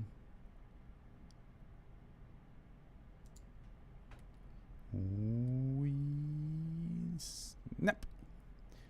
that one broke. That one broke. These are breaking. With tear turned off, I don't know why that'd be possible. I wouldn't be surprised if things were like popping, but it just feels like the connection's breaking. Why would a connection just break?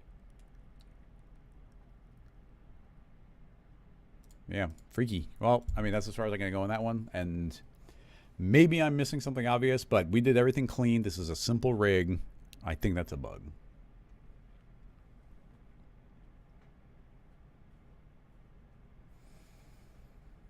Do rope connections connect to more points while moving in simulation? No, rope connections are static. They only exist at the time that you update the parameters. So there's no, even this update live, like originally I was not using update live because I thought update live does what you're saying. And I was like, well, why would you ever want to do that? Or, you know, unless you're doing like some weird sticky rig.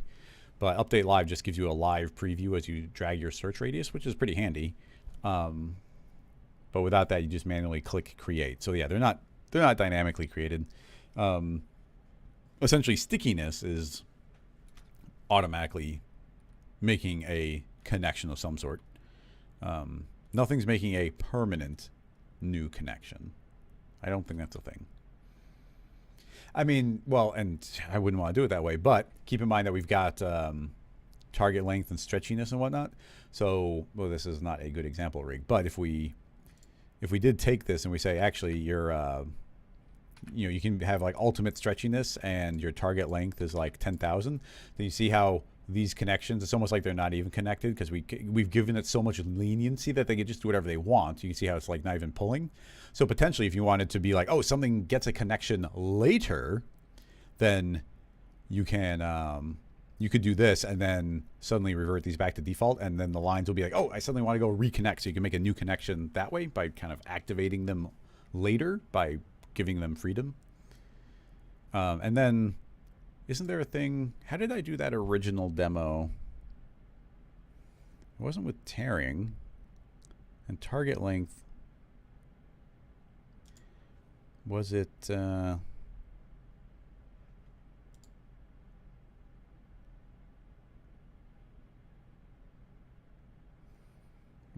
No. Remember those demos I did originally where like I had the letters peeling off of the wall? I'm trying to remember how I even did that. Because that was before stickiness.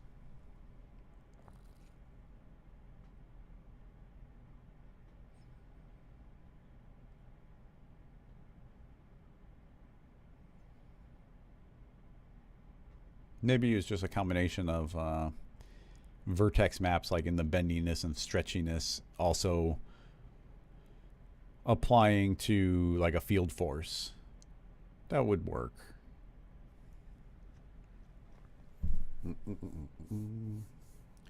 No, there's no reason to try a sphere instead of a cube. It's connecting to a point or not connecting to a point.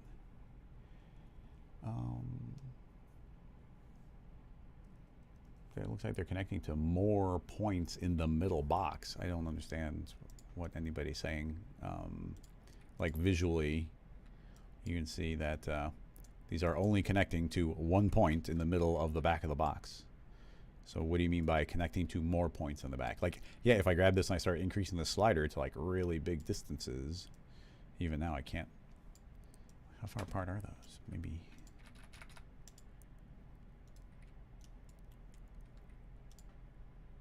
Those are those. Yeah, now I can't even get to connect to more. Oh, update live was off. Yeah, if we start increasing this, now you see more connections, but we were not getting more connections. And, you know, we don't want to, I don't want to make more connections. Like, that one connection isn't tearing, so why would it be able to disconnect? Like, that just isn't the thing. Yeah, well, anyway, I saved the bug, a file for a bug. Actually, oh man, I thought we still had like half hour, but we are 4 minutes over. Do we have any follow-up questions to anything we just tackled? I wouldn't mind taking a look at another thing or two if need be. Also, probably the next step would have been, and maybe it would make everything look better. And actually, maybe I will spend a minute and do this. The original thing that we were referencing, these are ribbons essentially, and we just have these ropes, and these ropes won't give us very good orientation. So the next step I would have done was essentially convert those into geometry, which would have been, how would I do that? Probably just a simple extrude, honestly. If we extrude, was that not positioned? Coordinates, 0, 0, that's fine. Delete. Why did those disappear?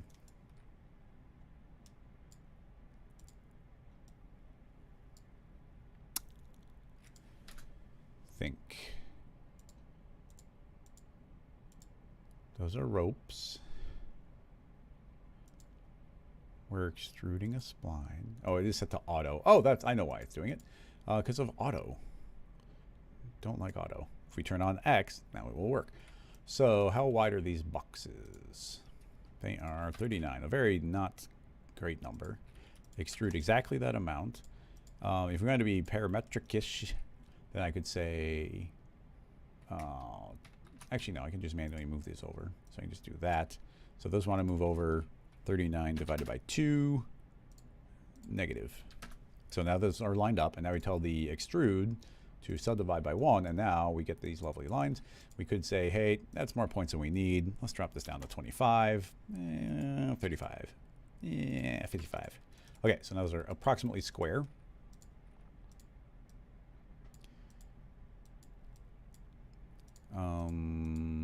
The cloner colorizes things from here.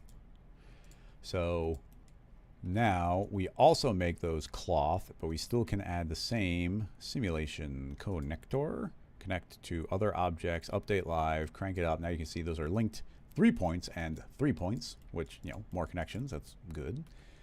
Those should be getting, well, we could say forces include both of those forces. That way, you know, when we do copy more than one, that should work. Let me save this as C.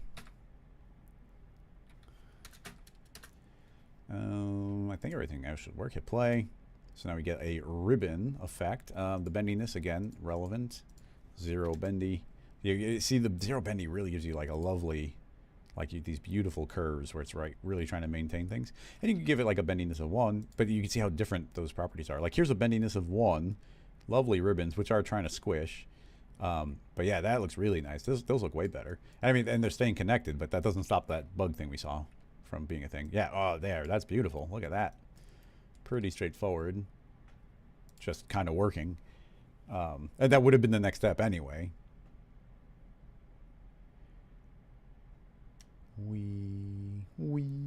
And snap. Anyway, any final questions about this before we wrap up?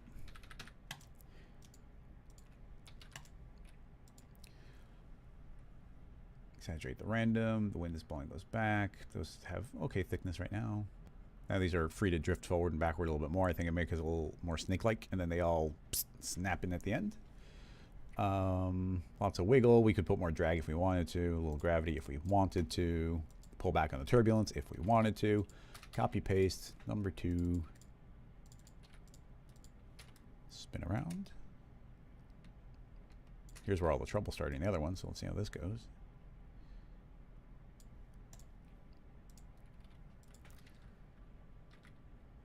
Ribbons back. Connections are maintaining a little bit better. Drifting around. Happy little ribbon snakes. La la la. And then and snap.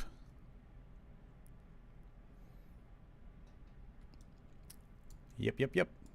So, you know, that works. That works. Don't know why the rope didn't.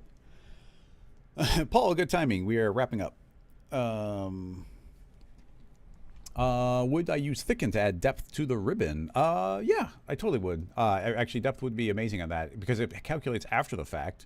So we can grab, this is the ribbon.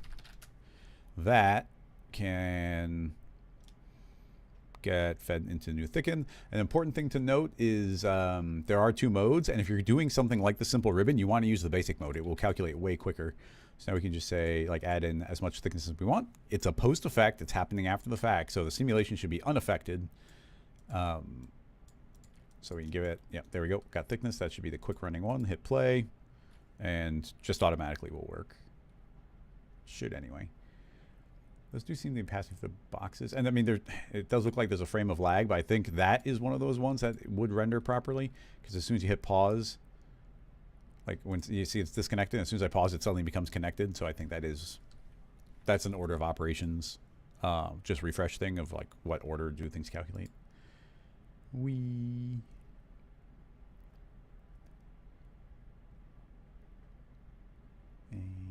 lovely ribbons and snap. Yeah, I mean, that's probably the way they put it together. Cool. Yep, lovely thicken. Questions. Where was our reference? I gotta put all these in the same window so I can save them. There it is. Snap, snap, snap. I mean, they seem to snap in a little bit quicker, but you know, that's just how quickly we want these to go in. And I did the entire thing with that group field. That way we could control the random and the plane at the exact same time with just one thing being keyframed. Let's see. People chatting back and forth. That's not for me. Why would I use that instead of any other field? Fred, that question was probably from a little bit ago, so I'm not sure which one you're referencing. I am curious, you know, just because the animation does go pretty quick, how quick can we snap these in? So we can see these. So if I just, you see this keyframe right here? That is where the animation is. So if we make that like a third of the length, those will want to snap into final position like really quick. I'll turn off this thicken for now just to go a little bit quicker.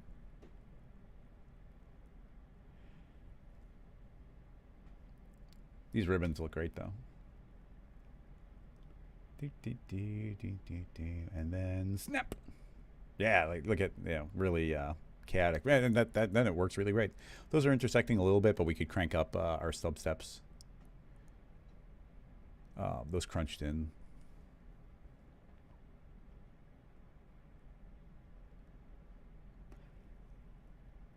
Yeah, I really like it. That was cool. Let's see. Anyway, I think that's going to wrap this up. Thank you so much, everybody, for hanging out, as always. This was fun. Like I said, no stream next week. And things are going to start getting busy as half-res gets closer. But should be good. So for anybody in the U.S., happy 4th of July next week. Have a good one. And I'll be back probably in 2 weeks for another regular live stream. So thank you so much, everybody. And I'll see you next one. Bye-bye.